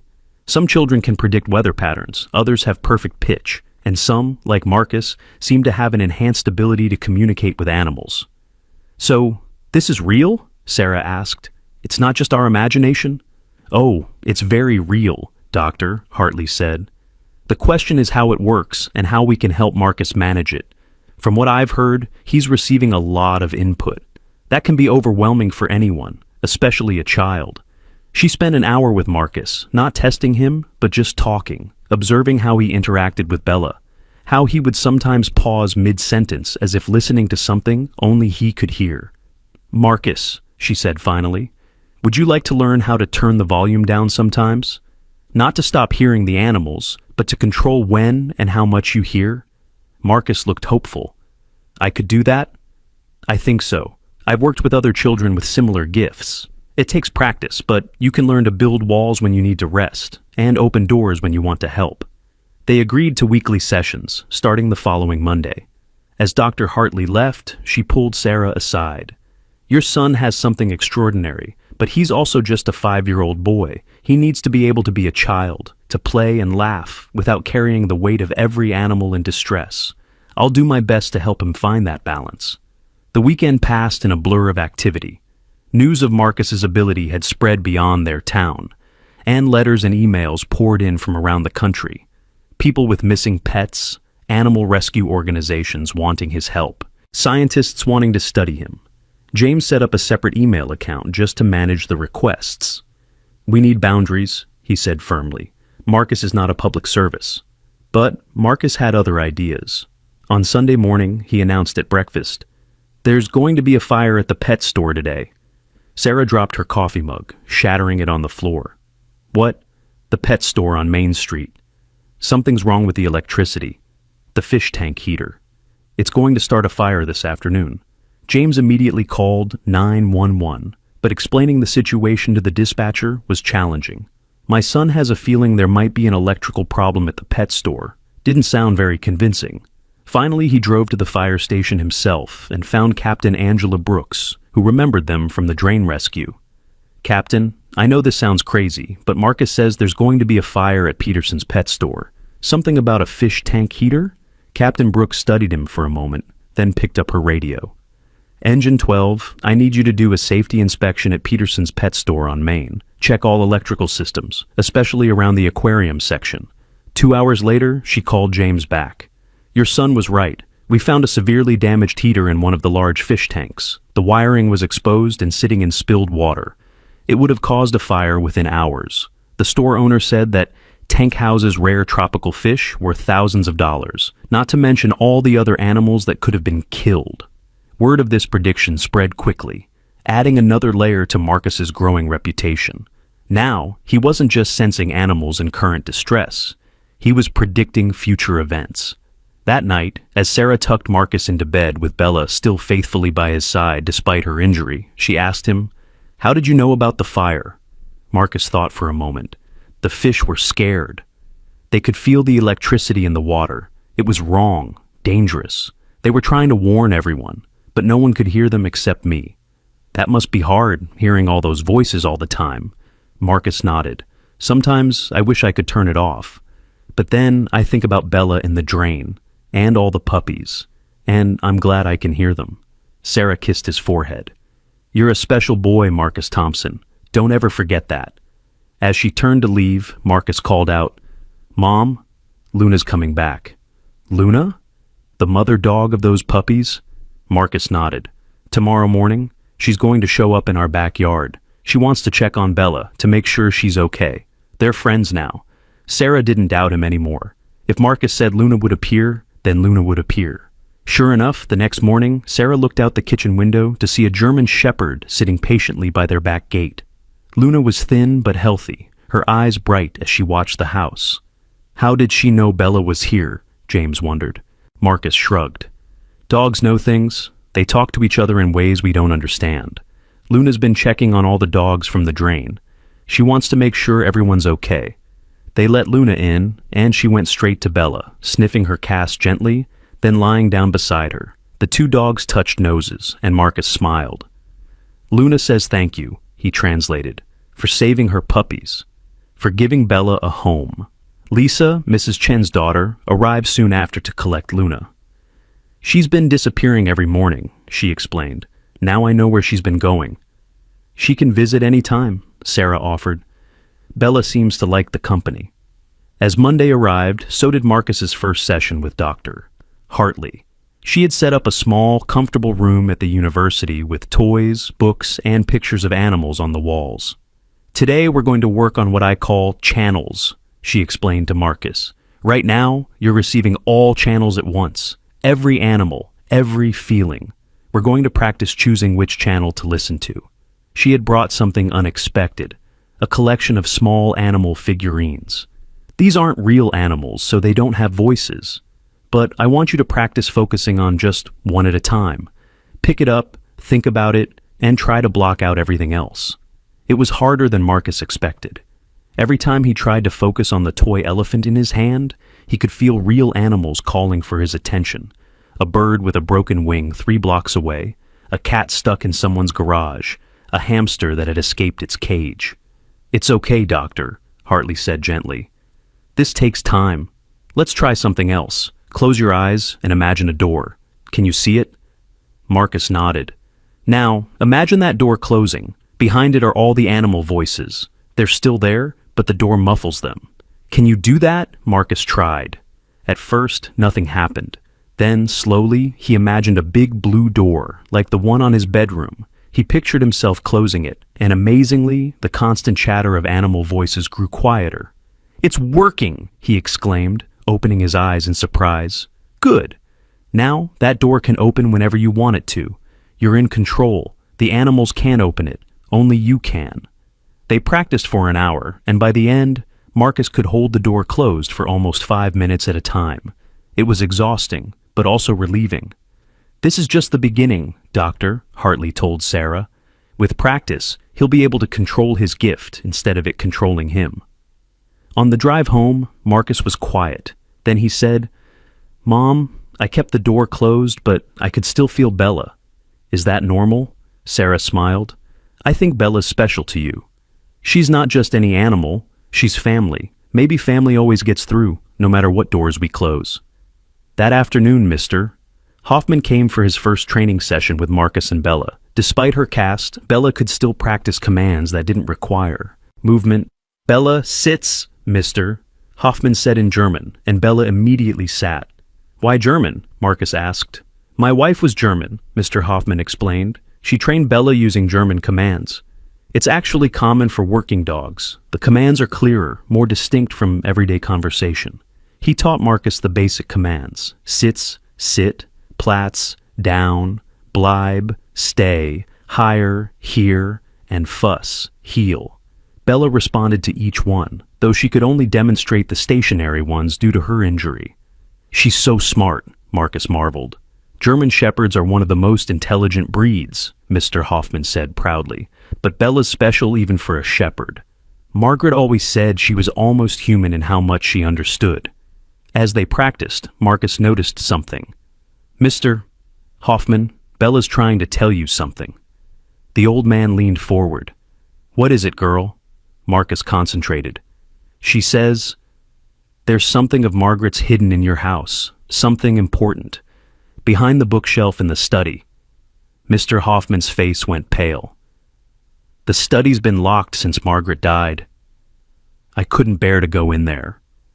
Bella says Margaret wanted you to find it. She hid it there before she went to the hospital the last time. Mr. Hoffman was trembling now. Would you come with me to look? I don't think I can do it alone. Sarah drove them to Mr. Hoffman's house, a tidy bungalow a few streets over. The study door was indeed locked, dusty from 2 years of neglect. Mr. Hoffman's daughter had arrived too, having been called by her father. They opened the door to find a perfectly preserved room, as if Margaret had just stepped out. Her reading glasses were still on the desk, a bookmark and a half-finished novel. The bookshelf, Marcus reminded them gently. Mr. Hoffman and his daughter pulled the heavy bookshelf away from the wall. Behind it was a small wrapped package with a note. With shaking hands, Mr. Hoffman opened the note. It was Margaret's handwriting. My dear Harold, if you're reading this, then Bella led you here, just as I knew she would. Inside this package is my grandmother's watch, the one you always admired. I wanted you to have something to remember, that time is precious, but also that love is timeless. Don't mourn me too long, my love. Live, be happy, and take care of our Bella. All my love, Margaret. Inside the package was indeed an antique gold pocket watch, engraved with delicate flowers. Mr. Hoffman was crying openly now, clutching the watch. How did Bella know? Margaret told her, Marcus said simply. Not with words, but Bella understood it was important. She's been waiting for the right time to tell you. They returned to the Thompson house where Bella was waiting, tail wagging despite her injury. Mr. Hoffman knelt beside her, the watch in his hand. Thank you, girl, he whispered. Thank you for bringing me her message. That evening, the local news ran a segment on Marcus's latest prediction, the prevented pet store fire. The reporter interviewed the store owner, who couldn't stop expressing his gratitude. That boy saved not just my animals, but my entire livelihood, the man said. I don't care if it's science or magic or what. He's got a gift, and we're lucky to have him in our community. But not everyone was supportive. Some people called it a hoax, said the family was seeking attention. Others, particularly from certain religious groups, suggested Marcus's ability was something darker. One particularly nasty letter arrived that evening, calling Marcus unnatural and saying his gift was against God's plan. Sarah threw it in the trash, but not before Marcus saw her upset face. Some people don't like what I can do, he said. It wasn't a question. Sarah pulled him close. Some people are afraid of things they don't understand. But that's their problem, not yours. That night, Marcus had another dream. But this one was different from the nightmares about animals in distress. In this dream, he saw Bella running through a field, her leg completely healed. Beside her ran another dog, a golden retriever he didn't recognize. They were playing, happy, free. When he woke, Bella was watching him from her bed, her tail wagging slightly. You had the dream too, Marcus said. It wasn't a question. Bella's tail wagged harder. Who's the golden retriever? Marcus asked. But this time, Bella didn't answer. Some things, it seemed, were meant to be surprises. The next day brought an unexpected development. A woman named Jennifer Walsh called from the State Animal Welfare Department. She had heard about Marcus's abilities and wanted to propose something. We have a problem, she explained when she came to meet the family. We've been getting reports of an animal hoarding situation, but we can't get a warrant without evidence. The property owner won't let us in, claims he only has the legal limit of pets. But neighbors report horrible sounds, smells. You want Marcus to tell you what's inside, James said, his tone disapproving. I know it's a lot to ask, Jennifer admitted. But if there are animals suffering in there, Marcus was already concentrating, his eyes closed. Cages, he said quietly. Lots of cages, stacked on top of each other. Cats mostly, but some dogs too. They're sick. The man thinks he's saving them, but he's making them worse. How many? Jennifer asked gently. Marcus's face scrunched in concentration. More than 40. Maybe 50. It's hard to count because some aren't alive anymore. Jennifer immediately got on her phone, relaying the information to her team. We need an emergency warrant. Possible animal cruelty, hoarding situation, potential health hazard. Within 2 hours, they had the warrant. Jennifer asked if the Thompson family wanted to know the outcome, and Sarah said yes. The raid happened that afternoon. Jennifer called them that evening, her voice shaken. 47 living animals, 11 deceased, she reported. The conditions were horrific. Your son was exactly right. The man thought he was rescuing them from the streets, but he couldn't care for them properly. They were dying from neglect and disease. What happens to them now? Marcus asked, having grabbed the phone from his mother. They'll go to various rescue organizations for rehabilitation, Jennifer said. Thanks to you, they have a chance now. But Marcus wasn't satisfied with that answer. That night, he sat with Bella and focused on those rescued animals, trying to send them comfort, let them know they were safe now. I can feel them, he told his parents. They're scared, but hopeful. They know something better is coming. The next few days fell into a pattern. School in the morning, where Marcus had become something of a celebrity, much to his discomfort. Sessions with Dr. Hartley twice a week, training with Mr. Hoffman and Bella on Wednesdays and Saturdays, and a constant stream of requests for help finding or saving animals. James and Sarah had established strict rules, no more than one animal emergency per week, and only if it was truly life-threatening. They couldn't have their 5-year-old son bearing the weight of every lost pet in the state. But sometimes Marcus couldn't ignore the calls for help, like the Thursday when he suddenly stood up during dinner and announced, "There's a dog in a hot car at the grocery store parking lot." James didn't even argue anymore. He just grabbed his keys and they drove to the store. Sure enough, in the far corner of the parking lot was a car with a small dog panting heavily inside.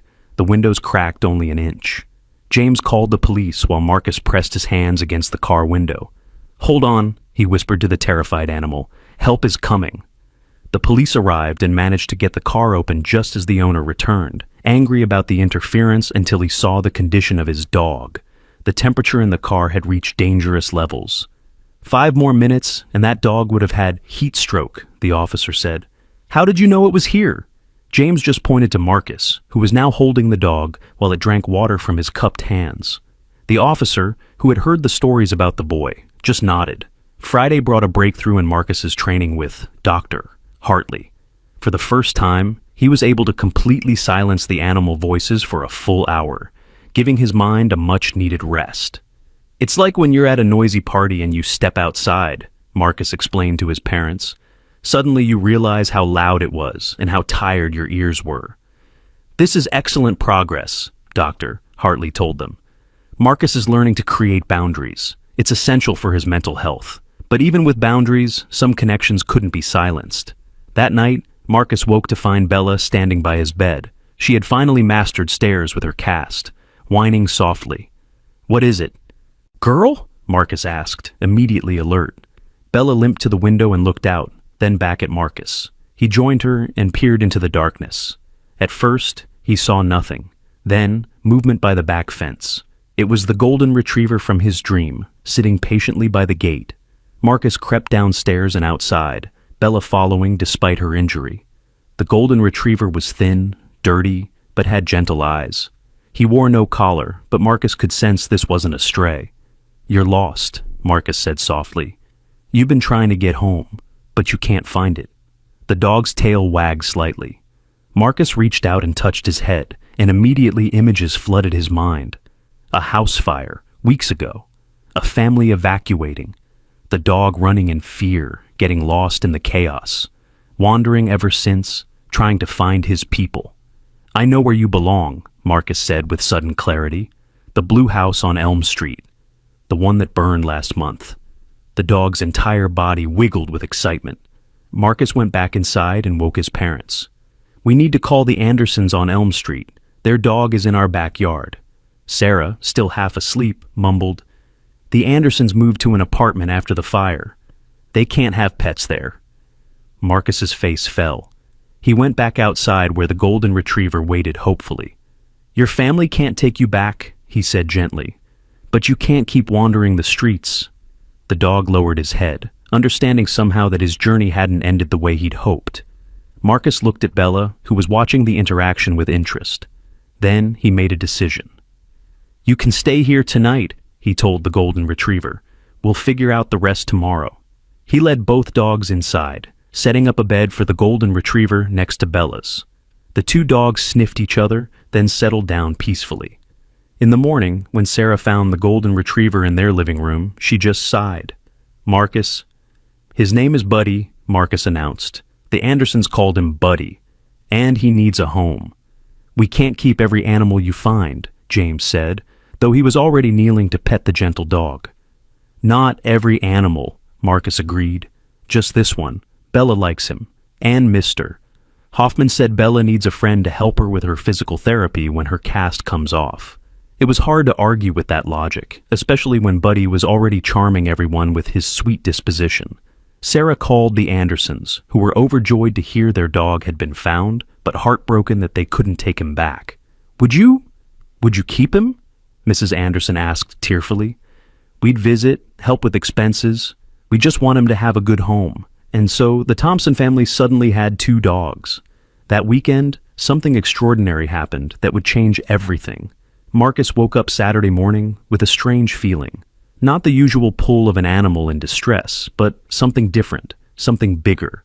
Mom, he said at breakfast, pushing his scrambled eggs around his plate, something important is going to happen today. Sarah and James exchanged glances. They'd learned to take Marcus's feelings seriously, but this vague unease was new. Can you be more specific, honey? Sarah asked. Marcus shook his head, frustrated. It's like when you know a storm is coming because the air feels different. But it's not a bad feeling, just big. Bella and Buddy both seemed restless too, pacing by the windows and whining softly. Even Pop, who had come over for coffee, noticed the strange energy. Maybe we should stay home today, James suggested. Cancel Mr. Hafman's training session. But Marcus shook his head firmly. No, Mr. Hoffman needs to come. He's part of it. Sure enough, when Mr. Hoffman arrived at 10 o'clock for Bella's training session, he had news that made Marcus sit up straight. I've been thinking, the old man said, settling into his chair on the porch, about Bella, about what she did saving those puppies. She used to be a certified therapy dog, you know. Before Margaret got sick, they'd visit the children's hospital together. Really? Marcus's eyes lit up. Mr. Hoffman nodded. Her certification lapsed after Margaret died. I never renewed it, but watching her with you, seeing how she helps you understand other animals, I think she has more work to do. What kind of work? Sarah asked. Before Mr. Hoffman could answer, a car pulled up that none of them recognized. A woman got out, middle-aged, professional-looking, with kind eyes and a slight limp. She approached the porch hesitantly. I'm looking for Marcus Thompson, she said. My name is Dr. Rachel Sterling. I'm a veterinary behaviorist, but that's not why I'm here. I'm here because I think your son might be able to help me with something no one else can. James stood protectively. If this is about using Marcus to find a lost pet, no, Doctor, Sterling interrupted. It's about my daughter. She hasn't spoken in 3 years, not since the accident that killed her father. But yesterday she saw your son on the news, and she said her first words in all that time. She said, he understands. The porch fell silent. Marcus stood up slowly, his small face serious. She talks to animals in her head, he said quietly, like me. But she's scared because no one believes her. Dr. Sterling's eyes filled with tears. How could you know that? Marcus shrugged. I just do. Can I meet her? Dr. Sterling looked at Sarah and James pleadingly. Her name is Emma. She's 8. Since the accident, she won't speak to humans, but I've caught her whispering to our neighbor's cat. The therapists say it's selective mutism from trauma, but after seeing your son on the news, the way he just knows things, I wondered, Sarah's motherly instincts kicked in. Bring her over. Let's see if Marcus can help. 20 minutes later, Dr. Sterling returned with Emma, a thin, pale girl with long, dark hair and huge brown eyes. She clung to her mother's hand, but her gaze was fixed on Marcus. Marcus walked up to her slowly, the way he approached scared animals. Hi, Emma. The cats told me about you. Emma's eyes widened, but she didn't speak. They say you understand them better than anyone, Marcus continued. But you're scared because when you tried to tell people, they said you were making it up. Emma nodded slightly. Marcus held out his hand. Want to meet my dogs? They've been waiting to meet you. Emma looked at her mother, who nodded encouragingly. She took Marcus's hand, and he led her to where Bella and Buddy were waiting. The moment Emma saw Bella, something changed in her face. She let go of Marcus's hand and knelt beside the injured German shepherd, placing her small hands on Bella's head. For a long moment, girl and dog stared at each other. Then Emma spoke, her voice rusty from disuse. "She says she was waiting for me." Dr. Sterling gasped, covering her mouth with both hands. "Emma!" "You spoke," but Emma wasn't done. She looked at Marcus with wonder. "You can really hear them too. I'm not crazy." "Not crazy," Marcus assured her. "Just special, like me." What followed was the most remarkable conversation the adults had ever witnessed. Marcus and Emma sat with the dogs, talking not just to each other, but seemingly having a four-way conversation with Bella and Buddy. "Bella says you're sad about your dad," Marcus said gently. Emma nodded, tears rolling down her cheeks. "I tried to tell him about the deer on the road. I could feel it coming, but he didn't understand. He didn't see it in time." The adults exchanged shocked looks. The accident that killed Emma's father had involved a deer jumping in front of their car. "It wasn't your fault," Marcus said firmly. "Bella says sometimes people aren't ready to understand. But that doesn't make it your fault." Emma buried her face in Bella's fur, sobbing. Bella, despite her cast, shifted to wrap herself around the crying girl, providing comfort in a way that transcended species. Dr. Hartley, whom Sarah had called during this exchange, arrived just in time to witness Emma speaking freely for the first time in years. "This is unprecedented," she whispered to Sarah. "Two children with the same ability finding each other. I've studied this phenomenon for years, but I've never seen anything like this." As the morning progressed, Emma began to open up more. She told them about the years of silence, how she'd retreated into communication only with animals because they didn't judge her, didn't call her a liar, didn't blame her for not saving her father. "The doctor said I was traumatized," Emma said, her voice growing stronger. "But I wasn't silent because I was broken. I was silent because no one would believe the truth." Mr. Hoffman, who had been quietly observing, spoke up. "My Margaret used to say that children and animals know truths that adults have forgotten how to see." Marcus suddenly stood up, that look of concentration on his face. "There's more," he said. "Emma, tell them about the horses." Emma's face lit up. "There's a horse farm outside town. They have therapy horses for kids with disabilities. But one of the horses, Thunder, is going to get sick. Really sick. In about a week, something with his stomach." Dr. Sterling looked skeptical, but Sarah immediately got on the phone. She knew the farm, Whispering Winds, Equestrian Therapy Center. After explaining who she was and why she was calling, she convinced them to have their vet do a preventive check on Thunder. "We'll know by Monday if Emma's prediction is accurate," Sarah said. But Marcus wasn't done. "Emma, show them what else you can do." Emma looked uncertain. "I haven't tried in so long." "Try now," Marcus encouraged, "with Buddy. He's gentle." Emma closed her eyes and placed her hands on Buddy's golden head. For a moment, nothing happened. Then Buddy stood up and walked to the kitchen, returning with his food bowl in his mouth. He set it at Emma's feet and sat, tail wagging. "I asked him to bring me his bowl," Emma said shyly.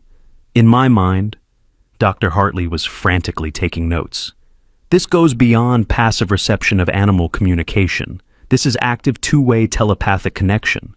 "Is that what it's called?" Marcus asked innocently. "We just call it talking." The revelation that there were two children with this ability spread quickly through the community. By afternoon, 3 more families had called, saying their children had been displaying similar abilities, but they had been afraid to speak up. Dr. Hartley called an emergency meeting at the university that evening. The Thompson living room became an impromptu gathering place for families with gifted children, as they were being called. There was 7-year-old James, who could predict when birds would fly into windows, and had saved dozens by warning people to close their blinds. 4-year-old Lily, who always knew when the family goldfish were sick before any symptoms showed. 9-year-old Carlos, who could calm aggressive dogs with just a whisper. "This is a cluster, Doctor," Hartley explained to the assembled families. "Sometimes gifts like these appear in groups in specific geographic areas. We don't know why." "Maybe it's the water," someone joked nervously. But Marcus had a different theory. "It's because the animals here need us," he said simply. "There's something coming." Something big. They're preparing us to help. The room fell silent at this ominous prediction. But before anyone could ask what he meant, sirens began wailing in the distance. Lots of them. James's phone rang. It was Captain Brooks from the fire department. "James, I know this is going to sound crazy, but is Marcus there? We have a situation." James put her on speaker. "What kind of situation?" "A semi-truck carrying livestock overturned on Highway 12. Dozens of animals are loose. Cattle, pigs, chickens. They're panicked, running into traffic. We've had 3 more accidents already. We need someone who can communicate with them. Calm them down." Marcus was already putting on his shoes. "We need to go. All of us kids. The animals are terrified and confused. They need to hear voices they can trust." The parents exchanged uncertain looks. Taking children to an active accident scene seemed dangerous and irresponsible. "It's why we can do this," Emma said, speaking up with newfound confidence. "To help when no one else can." In the end, a convoy of cars headed to the accident site. The scene was chaos. Overturned trucks, scattered livestock, emergency vehicles everywhere. Captain Brooks met them at the police line. "I can't officially allow children into an active scene," she said, "but unofficially, we're out of options. These animals are going to hurt themselves or cause more accidents." Marcus took charge with surprising authority for a 5-year-old. "Emma, you and Carlos take the pigs. They're smart but scared. Lily, the chickens need someone gentle. James, help me with the cattle." "What about us?" Sarah asked. "Keep everyone safe," Marcus said. "And when we get the animals calm, have the trucks ready to load them." What happened next made the evening news across 3 states. The children spread out, each approaching different groups of frightened animals. Marcus walked straight up to a massive bull that had been charging at anyone who came near. The bull stopped, snorted, and then lowered his huge head as Marcus placed his small hand on the animal's nose. Emma sat down in the middle of a group of panicked pigs, closing her eyes and humming softly. One by one, the pigs stopped running and gathered around her, lying down in a circle. Carlos faced off with a particularly aggressive boar that had already injured 2 officers. He spoke to it in rapid Spanish. Not that the language mattered, but it seemed to help Carlos focus. The boar gradually calmed, even allowing Carlos to lead it to a temporary pen. Lily, the youngest, sat on the ground and let the chickens come to her. She giggled as they pecked around her, and somehow her laughter seemed to calm them. Within an hour, every animal had been safely contained. No one could explain how a group of children had accomplished what trained animal control officers couldn't. "It's a miracle," one officer said to the news cameras. "It's not a miracle," Marcus corrected him. "It's just listening. Animals always tell us what they need. Most people just forgot how to hear them." The footage of the children calmly controlling dozens of panicked livestock went viral overnight. Animal Whisperer Kids began trending. News outlets from around the world requested interviews. But that night, as the excitement died down, Marcus had another dream. This one was different from any before. He saw not just local animals, but creatures from around the world. Elephants in Africa, whales in the ocean, polar bears in the Arctic. They were all calling out, not in distress, but in celebration, recognition. He woke to find not just Bella and Buddy watching him, but Emma standing in his doorway. Dr. Sterling had agreed to let her sleep over, the first time Emma had been willing to leave her mother's side since her father's death. "You felt it too?" Emma said. It wasn't a question. Marcus nodded. "They know about us now. All of them, every animal in the world." "Is that good or bad?" Emma asked. "I don't know," Marcus admitted, "but I think we're about to find out." The next morning brought an unexpected visitor. An elderly Native American man stood on their porch, dressed simply, but carrying himself with unmistakable dignity. "My name is Joseph Windwalker," he said when Sarah answered the door. "I'm from the reservation about 50 miles north. We've been waiting for children like yours to appear." Sarah, still in her pajamas and pre-coffee, blinked in confusion. "Waiting?" Joseph smiled.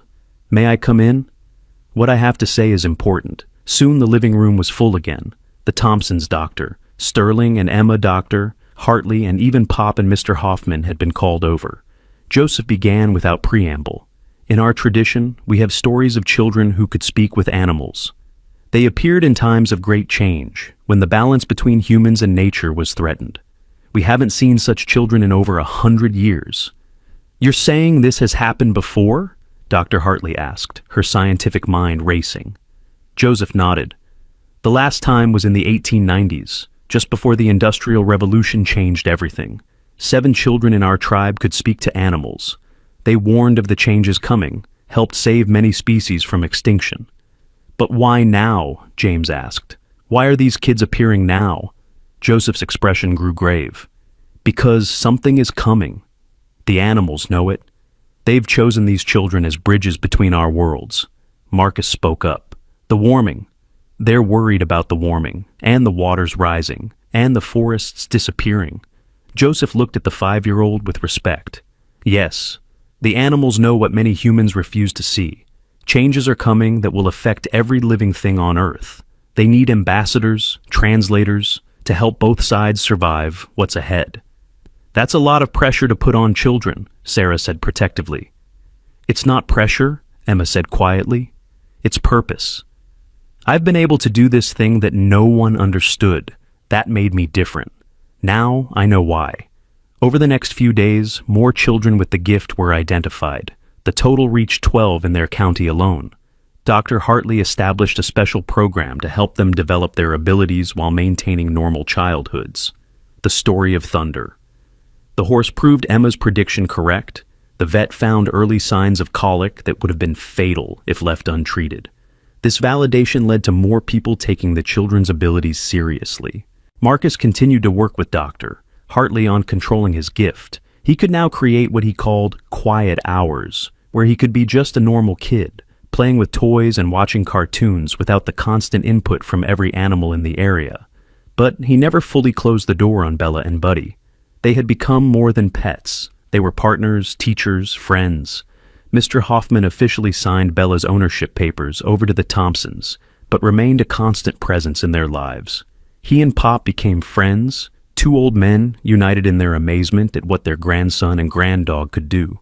The animal rescue organizations began consulting with Marcus and the other gifted children on difficult cases.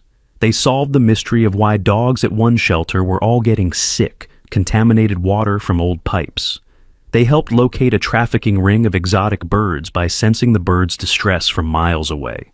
But the biggest change came when a major news network decided to do a documentary on the children.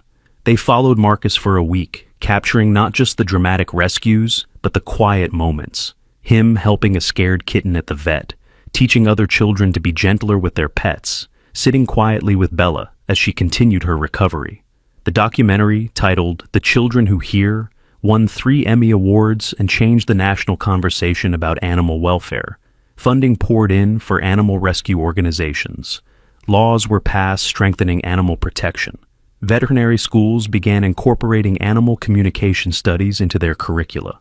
Marcus received letters from children around the world who claimed to have similar abilities.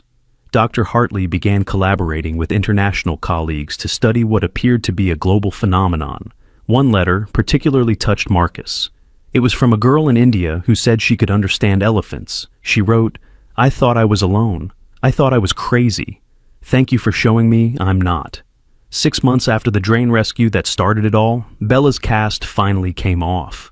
The whole neighborhood gathered to watch her take her first unassisted steps. She was tentative at first, limping slightly, but then she broke into a run, racing around the yard with Buddy chasing after her. Marcus ran with them, laughing with pure joy. For a moment, he was just a boy playing with his dogs. No gift, no responsibility, just simple happiness. But then Bella stopped, her ears perked. She looked at Marcus, and he understood immediately. "There's a cat stuck in Mrs. Patterson's attic," he announced. "She's been there since yesterday." Sarah sighed but smiled. "I'll call Mrs. Patterson." This was their life now. Interruptions, emergencies, animals constantly needing help, but also purpose, community, and the knowledge that Marcus's gift was making a real difference. A year later, at Marcus's 7th birthday party, the backyard was full of an unusual mix of guests. All were children with gifts from around the state, their families, rescued animals including Hope the puppy, now fully grown and healthy, Luna and her puppies, who visited regularly, and even some of the livestock from the highway incident whose owners had become friends. Dr. Sterling made a speech that brought tears to everyone's eyes. A year ago, my Emma hadn't spoken in 3 years. Today she not only speaks, but teaches other children to understand their gifts. This journey started with one brave little boy who heard a dog crying in a drain and refused to give up until someone listened. Marcus, never comfortable with attention, hid his face in Bella's fur. But Bella stood proud, as if she understood her role in everything that had happened. Mr. Hoffman, now a grandfather figure to half the neighborhood kids, raised his glass of lemonade. To the children who hear and the animals who trust them with their voices. As the party continued, Marcus found himself standing apart for a moment, watching the controlled chaos of his backyard. Emma was teaching some younger kids how to listen to the rabbits in their hutch. Carlos was having what appeared to be an intense conversation with a crow that had landed on the fence. Lily was surrounded by a circle of cats that had appeared from nowhere, as they always did around her. Pop joined him, placing a weathered hand on his grandson's shoulder. "Quite a change from 2 years ago, eh?" Marcus nodded. "Pop, do you think I'll always be able to hear them?" Pop considered this. "I don't know, little man. But I do know that whether the gift stays or goes, you've already changed the world. You've reminded people that animals aren't just things. They're beings with feelings, fears, and wisdom of their own. But what if the big change Joseph talked about comes, and I can't help?" Pop knelt down to Marcus's level. "You've already helped. Look around you. Dozens of children learning to bridge the gap between humans and animals. Laws changed, lives saved, families reunited with lost pets. And most importantly, you've shown people that listening, really listening, can make all the difference." Bella nudged Marcus's hand, and he automatically began stroking her head. In that touch, he felt her complete contentment, her gratitude, her love. Buddy joined them, pressing against Marcus's other side. "They say thank you," Marcus told Pop, "for everything." "Tell them they're welcome," Pop replied, "and thank them for bringing magic into an old man's life." As the sun set on the party, painting the sky in shades of orange and pink, Marcus made a decision. Whether his gift lasted forever or faded with time, he would use it to make a difference every single day he had it. The next morning brought proof that his gift wasn't going anywhere. Marcus woke not to animal voices, but to something else, a deep, resonant feeling from somewhere far away. "Mom," he said at breakfast, "we need to go to the ocean." Sarah, used to these pronouncements by now, simply asked, "When?" "Today. Something's happening with the whales." They made the 3-hour drive to the coast, bringing Emma and Dr. Hartley along. When they arrived at the beach, they found they weren't alone. Several other gifted children from different states had felt the same pull. Standing at the water's edge, Marcus closed his eyes and reached out with his mind. What he felt took his breath away. "They're singing," he whispered. "All of them, whales all over the world. They're singing together." "What are they singing about?" Emma asked. Marcus listened for a long moment, then smiled. "Hope. They're singing about hope, about the children who can hear them, about the chance for things to get better." Dr. Hartley was recording everything, tears streaming down her face at the magnitude of what she was witnessing. As they stood there, a pod of whales surfaced just beyond the breakers. One spy hopped, seeming to look directly at the children on the beach. Then, in perfect synchronization, they all breached, their massive bodies flying through the air before crashing back into the sea. The crowd that had gathered erupted in cheers, but the children remained quiet, feeling the whale's message in their hearts. "They know we're listening," Marcus said. "They know we'll speak for them." On the drive home, Emma fell asleep with her head on Marcus's shoulder. Dr. Hartley was on the phone with colleagues around the world, all reporting similar gatherings at coastlines. Sarah drove in thoughtful silence while Marcus stared out the window. "Mom," he said quietly, "I think this is just the beginning." "Beginning of what, honey?" "Of something new. The animals have been trying to tell us things for so long, but we forgot how to listen. Now they have us kids to help translate, to help humans remember that we're all connected." Sarah glanced at him in the rearview mirror, her little boy, wise beyond his years, burdened with a gift that was equal parts blessing and responsibility.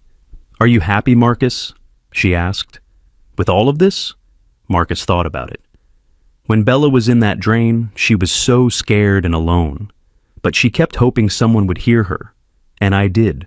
Now multiply that by every animal that needs help, every creature trying to communicate something important. How could I not be happy that I can hear them? When they got home, Bella and Buddy were waiting at the door, tails wagging. Marcus hugged them both, feeling their joy at his return. That night, as Marcus prepared for bed, he found his parents in his room, looking serious. "We've been thinking," James said, "about your gift, about what it means for your future." Marcus tensed, worried they were going to try to limit his abilities somehow.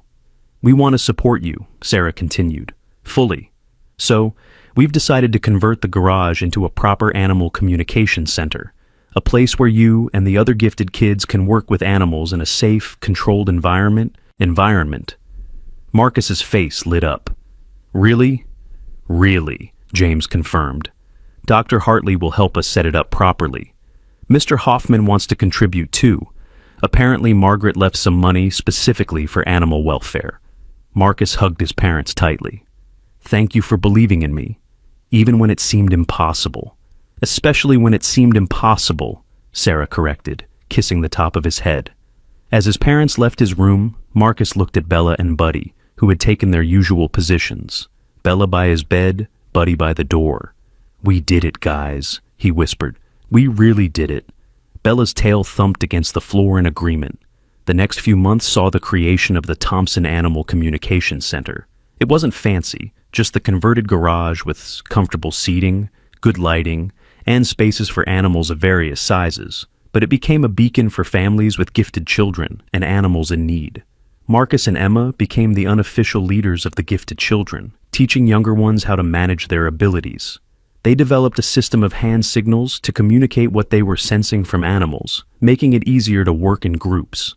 One particularly memorable case involved a police dog named Rex who had suddenly refused to work.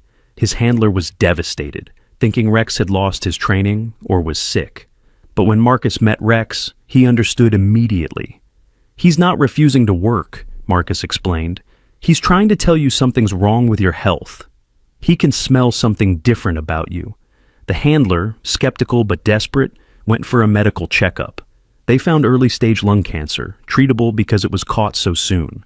Rex had potentially saved his handler's life by refusing to work until the man paid attention. Stories like this continued to accumulate. The gifted children became known not as oddities, but as bridges between two worlds that had been separated for too long. Dr. Hartley published a groundbreaking paper on interspecies communication, using data gathered from working with Marcus and the others. While some scientists remained skeptical, the evidence was becoming harder to ignore. One evening, as Marcus was working with a traumatized rescue dog in the center, Joseph Windwalker visited again. He watched Marcus work, nodding approvingly. "The ancestors would be proud," he said. "You're fulfilling the prophecy." "What prophecy?" Marcus asked. Joseph smiled. "That children would come who could heal the broken bond between humans and nature, that they would appear when the world needed them most. You're not just saving individual animals, Marcus. You're changing how humanity sees its place in the world." It was a heavy thought for a 7-year-old, but Marcus had gotten used to heavy thoughts. "I just do what feels right," he said simply. "That's exactly what makes you special," Joseph replied. As Marcus's 8th birthday approached, he made an unusual request. Instead of a party, he wanted to organize an event, a day where all the gifted children would offer free consultations for people with problem pets or missing animals. The event, dubbed Hearing Day, was a massive success. 12 children worked with over 100 animals, solving behavioral issues, locating 7 missing pets, and identifying 3 cases of animal abuse that were reported to authorities. But the most powerful moment came when an elderly woman brought in her ancient cat, Whiskers. The cat was clearly near the end of his life, and the woman was distraught about whether he was suffering. Marcus sat with them for a long time, his hand gently on Whiskers' frail body. Finally, he looked up at the woman with tears in his eyes. "He says he's tired, but not in pain. He's waiting because he doesn't want to leave you alone, but he says your husband is waiting for him on the other side, and they'll watch over you together." The woman broke down sobbing. Her husband had died 6 months earlier, and Whiskers had been his cat originally. "He says," Marcus continued, struggling with his own emotions, "that it's okay to let go when you're ready. He's had a good life, and he loves you very much." 2 days later, the woman called to say Whiskers had passed peacefully in his sleep, purring until the end. She thanked Marcus for giving her the gift of knowing her cat's final thoughts. These moments, profound, heartbreaking, beautiful, became the rhythm of Marcus's life. He was no longer just the boy who found dogs in drains. He was a translator of last words, a finder of the lost, a voice for the voiceless. Emma, meanwhile, had begun working specifically with horses at the therapy center. Her ability to communicate with them had revolutionized their treatment approaches for children with disabilities. Horses that had been considered too difficult for therapy work became gentle and patient under Emma's guidance. One day, a new horse arrived at the center, a black stallion named Storm, who had been severely abused. He was aggressive, dangerous, wouldn't let anyone near him. The center was considering euthanasia. Emma spent 3 days just sitting outside Storm's paddock, not trying to approach, just sitting and projecting calm thoughts. On the 4th day, Storm walked over to the fence and gently nuzzled her hand. "He's not mean," Emma told the shocked stable hands. "He's just never had anyone be kind without wanting something from him. He doesn't understand kindness without conditions." Under Emma's patient work, Storm not only recovered, but became one of the center's best therapy horses, particularly good with children who had also experienced trauma. The ripple effects of the children's gifts continued to spread. Veterinary schools began inviting them to speak. Animal welfare laws were strengthened based on their testimony about what animals actually experience. The phrase, "the children told us what the animals said," became common in all legislative hearings. But not everyone was supportive. A group calling themselves Humans First began protesting, claiming the children were frauds or, worse, that they were putting animal welfare above human concerns. The controversy came to a head when protesters showed up at the Thompson house, shouting and waving signs. Marcus was terrified, but Bella and Buddy stood protectively in front of him, growling at anyone who came too close. Then something unexpected happened. All the animals in the neighborhood began to converge on the Thompson house. Dogs barked from behind fences. Cats appeared on walls and roofs. Birds lined the power lines. Even a family of raccoons emerged from the storm drains. The protesters, suddenly surrounded by hundreds of watchful animals, quickly decided to leave. "They were protecting you," Sarah said to Marcus, amazed. "They were protecting all of us," Marcus corrected. "We're their voices. They won't let anyone silence us." The incident made national news, with footage of the Animal Army defending the gifted children going viral. Public opinion shifted even more strongly in favor of the children and their abilities. Dr. Hartley used the opportunity to announce a formal program she'd been developing, the Institute for Interspecies Communication. It would be a place where gifted children could receive proper training while pursuing regular education, where scientists could study the phenomenon, and where animals and humans could work together to solve problems. The announcement brought a flood of applications from around the world. Children from every continent claimed to have similar abilities. The phenomenon was global. Marcus was asked to speak at the Institute's opening ceremony. Standing at a podium that had to be lowered for his height, he looked out at an audience of scientists, government officials, animal rights activists, and fellow gifted children. 2 years ago, he began, his voice clear despite his nerves, "I heard a dog crying in a drain. Everyone said I was imagining it, but I knew she was real. Bella was real, and she needed help." Bella, sitting beside the podium, wagged her tail at the mention of her name. "Since then, I've learned that animals have been trying to talk to us all along. We just forgot how to listen, but some of us kids, we remember. Or maybe we never forgot, and now we can teach others to remember too." He paused, looking at Emma in the front row, who gave him an encouraging smile. "People ask me if it's hard, hearing all the animals all the time. And sometimes it is. Sometimes I hear things that make me sad or scared, but mostly I hear love. Animals love so much and so purely. They love without conditions, without judgment. They just love. And now, because we can hear them, we can love them back properly. We can understand what they need, what hurts them, what makes them happy. We can be better friends to them, and they can be better friends to us. Some people think we're making it up. Some people think we're weird. That's okay. Bella taught me that being different isn't bad. It's just different. And sometimes, different is exactly what the world needs. The audience erupted in applause. Marcus quickly left the stage, uncomfortable with the attention, and found comfort in Bella's fur. As the institute officially opened, Marcus and the other original gifted children became its first students.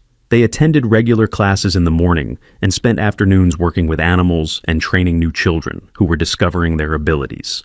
The scientific research was fascinating. Brain scans showed that the gifted children had unusually active mirror neuron systems and heightened activity in areas associated with empathy and nonverbal communication. But the how of it remained a mystery. "Maybe it's not meant to be fully understood," Dr. Hartley said one day. "Maybe it's just meant to be accepted and used for good." One of the most successful programs at the Institute was the Missing Pet Network. Gifted children around the world could connect through video calls, and when a pet went missing, they would all reach out with their minds, trying to sense the animal's location. The success rate was astounding. Over 80% of missing pets were found within 48 hours. Marcus personally helped reunite dozens of families with their lost companions. But perhaps the most significant development came when Marcus was 9. He was working with a dolphin at a marine research facility when he suddenly understood something profound. "They have history," he told the amazed researchers. "Dolphins pass down stories through generations. This one is telling me about her grandmother, who remembered when the ocean was quieter before all the ships." This revelation led to a new field of study: animal cultural knowledge. The idea that animals had their own oral histories, passed down through generations, revolutionized how scientists thought about animal intelligence. Emma made a similar discovery with elephants at a zoo, learning that they had names for each other, specific rumbles that identified individuals, even elephants they hadn't seen in years. These discoveries brought new respect for animal intelligence and culture. Laws were passed protecting not just individual animals, but animal communities and their cultural practices. As Marcus's 10th birthday approached, he reflected on how much had changed. The boy who had crawled into a drain pipe to save a dog was now an internationally recognized figure in animal welfare. But at heart, he was still just Marcus. He still played video games with his friends, still complained about homework, still got in trouble for tracking mud through the house. And every night, Bella and Buddy were there, his constant companions and teachers. Bella was getting older now, moving a bit slower, her muzzle graying. But her spirit remained strong, and her bond with Marcus had only deepened. One evening, as the family sat on the porch watching the sunset, Marcus felt a familiar sensation, an animal in distress. But this time, it was different, bigger. "Something's happening," he said, standing up suddenly. "Not here, far away, but big." Within hours, reports came in. A massive oil spill in the Gulf. Thousands of marine animals in danger. Marcus looked at his parents. "I have to go." "We all do." The gifted kids. The animals need us to be their voices now more than ever. Sarah and James exchanged glances. Their little boy was growing up, his gift calling him to bigger challenges. "We'll all go," James said firmly. "As a family." The trip to the Gulf became a massive mobilization. Gifted children from around the country converged on the affected area. They worked with rescue teams, helping to identify which animals were most in distress, which ones could be saved, which ones were beyond help. Marcus found himself standing knee-deep in oily water, tears streaming down his face as he felt the fear and confusion of countless sea creatures. But he didn't back away. He stood there and bore witness to their suffering, then translated it for the world. His testimony before Congress about what the animals experienced during the spill led to the strongest environmental protection laws in history. When senators heard him describe the dolphins' confusion as their sonar became useless in the oil, the sea turtles' panic as they couldn't surface for air, even the hardest hearts were moved. "They don't understand what we've done to their home," Marcus said to the assembled Congress. "They just know their world has become poison, and they're asking us, begging us, to fix it." The work was exhausting, heartbreaking, but it was also transformative. The gifted children's abilities turned them into powerful advocates for environmental protection. They became the voices of the voiceless, speaking for creatures who had no vote, no representation, but whose lives were profoundly affected by human decisions. Back home, after weeks of rescue work, Marcus sat in his room, emotionally drained. Bella climbed onto his bed with difficulty. Her arthritis was getting worse, and laid her head on his lap. "You did good," her eyes seemed to say. "It wasn't enough," Marcus whispered. "So many died." Bella nudged his hand, and in that touch, Marcus felt her wisdom. "You can't save them all, but you saved some, and you made the world listen. That matters." Mr. Hoffman, now in his 80s, still visited weekly. He'd become the unofficial historian of the gifted children movement, documenting their work, their successes and failures. "You know what amazes me most?" he said one afternoon, as they sat watching Bella and Buddy lounging in the sun. "It's not that you kids can talk to animals. It's that you've taught the rest of us to listen. Even those of us without the gift, we pay more attention now. We notice when our pets are trying to tell us something." He was right. The gifted children had started a revolution in how humans related to animals. Pet ownership rates had actually decreased as people realized the responsibility involved, but the quality of care for animals had improved dramatically. Animal abuse cases had plummeted, not just because of stronger laws, but because people had developed more empathy. It was harder to hurt a creature when you understood it had feelings, fears, and its own form of hopes. Schools had implemented animal empathy programs, teaching children to recognize signs of distress or happiness in animals. Even without the gift, children were learning to be more attuned to the non-human world around them. Marcus had become the unofficial face of this movement, though he never sought the spotlight. His TED Talk, Listening to the Unheard, had been viewed over 50 million times. In it, he simply told stories of animals he'd helped, but the way he told them, with such genuine understanding and compassion, moved people to tears. But fame came with costs. Marcus couldn't go anywhere without being recognized. People constantly approached him with their pet problems. The weight of expectations was heavy for a child. "I never wanted to be famous," he confided to Emma one day as they worked with a group of younger gifted children. "I just wanted to help animals." "But by being famous, you help more animals," Emma pointed out. "Every person who hears you speak maybe treats their pet a little better, maybe thinks twice before buying from a puppy mill, maybe supports conservation efforts." She was right, but it didn't make it easier. The hardest moment came when Marcus was 11. Bella's health had been declining, and one morning she couldn't stand up. Dr. Kumar came to the house, her face grave after the examination. "She's had a stroke," she said gently, "and her kidneys are failing. She's in pain." Marcus knew what that meant. He'd helped other families through this decision. But knowing didn't make it easier. He spent the entire day with Bella, just the two of them in the backyard where they'd first met. He told her stories of all the animals they had saved together, all the lives she'd touched. Buddy stayed close, but seemed to understand this was Marcus and Bella's time. "You saved me first," Marcus whispered to her. "You were crying in that drain, but you saved me. You showed me what I could do, who I could be." Bella's tail managed a weak wag. Through their connection, Marcus felt her pain, but also her peace. She was ready. She'd lived a good life, fuller than she ever imagined when she was trapped in that wall. When Dr. Kumar returned that evening, the whole family was there. Mr. Hoffman had come too, tears streaming down his weathered face. Even Emma and her mother were present. "She says thank you," Marcus told everyone as doctor. Kumar prepared the injection. "She says thank you for loving her, for giving her purpose, for letting her be a hero."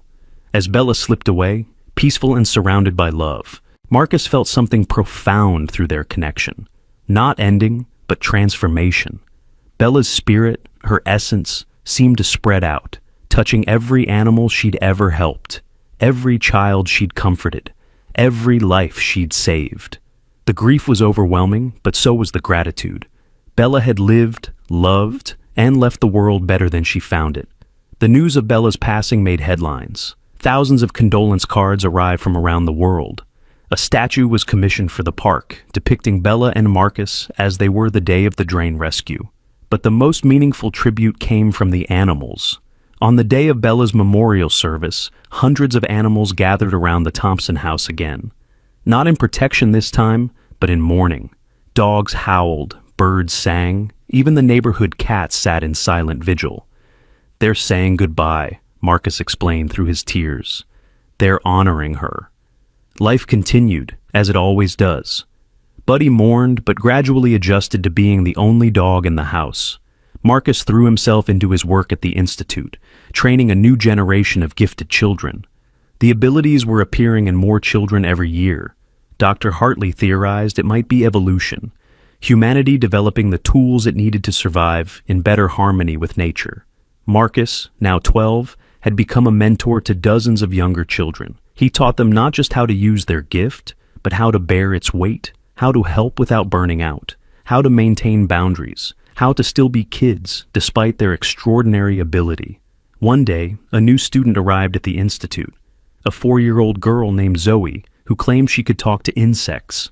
Everyone was skeptical. Insects? They barely had brains. How could they communicate? But Marcus remembered being dismissed when he first heard Bella. He sat with Zoe in the garden, watching her work. "The ants are worried," Zoe said in her tiny voice. "The ground is getting too hot. They can't dig deep enough to stay cool anymore." Marcus closed his eyes and tried to sense what Zoe was sensing. It was faint, alien, but there, a collective consciousness, a hive mind expressing distress about environmental changes. "You're right," he told Zoe, whose face lit up at being believed.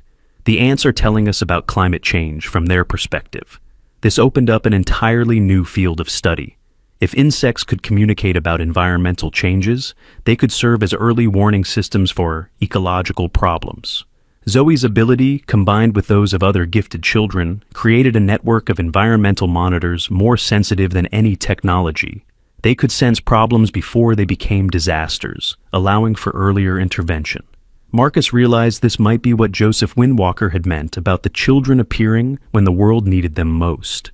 They weren't just helping individual animals. They were becoming Earth's early warning system.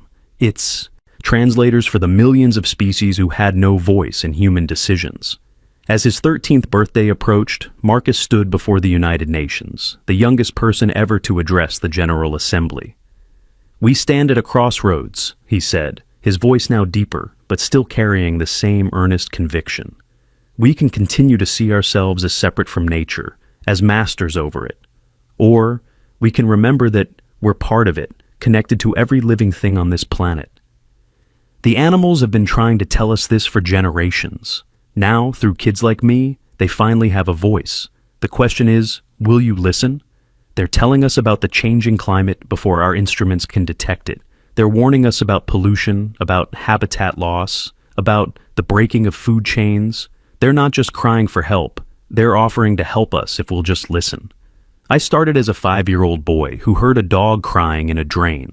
Now, I'm part of a global network of children who serve as bridges between humanity and nature. We're offering you a gift, the chance to hear what every other species on Earth has to say. The question is, what will you do with that gift? The assembly erupted in applause. Within a year, the UN had established the Interspecies Communication Council, with Marcus and other gifted children serving as advisors. But for Marcus, the greatest moment came a week after his UN speech. He was sitting in his backyard, Buddy beside him, when he felt a familiar presence. Not Bella exactly, but an echo of her in every animal he'd helped since her passing. A young German shepherd puppy wandered into the yard, a stray, thin, and scared. Marcus approached slowly, extending his hand. The puppy sniffed, then pressed its head into his palm. In that touch, Marcus felt something he'd never experienced before, not just the puppy's current state, but its potential future. He saw flashes of the dog it could become, strong, loyal, a helper of other animals just like Bella had been. "What should we call her?" Sarah asked, having watched the interaction from the window. Marcus looked at the puppy, who was now trying to play with Buddy despite being a fraction of his size. "Hope," he said. "Her name is Hope." As the sun set on another day, Marcus sat surrounded by animals, Buddy, Hope, the neighborhood cats who still visited, the birds who seemed to follow him everywhere, each one a teacher, a friend, a reminder of why his gift mattered. He thought about the scared 5-year-old who had crawled into a drain pipe to save a dog.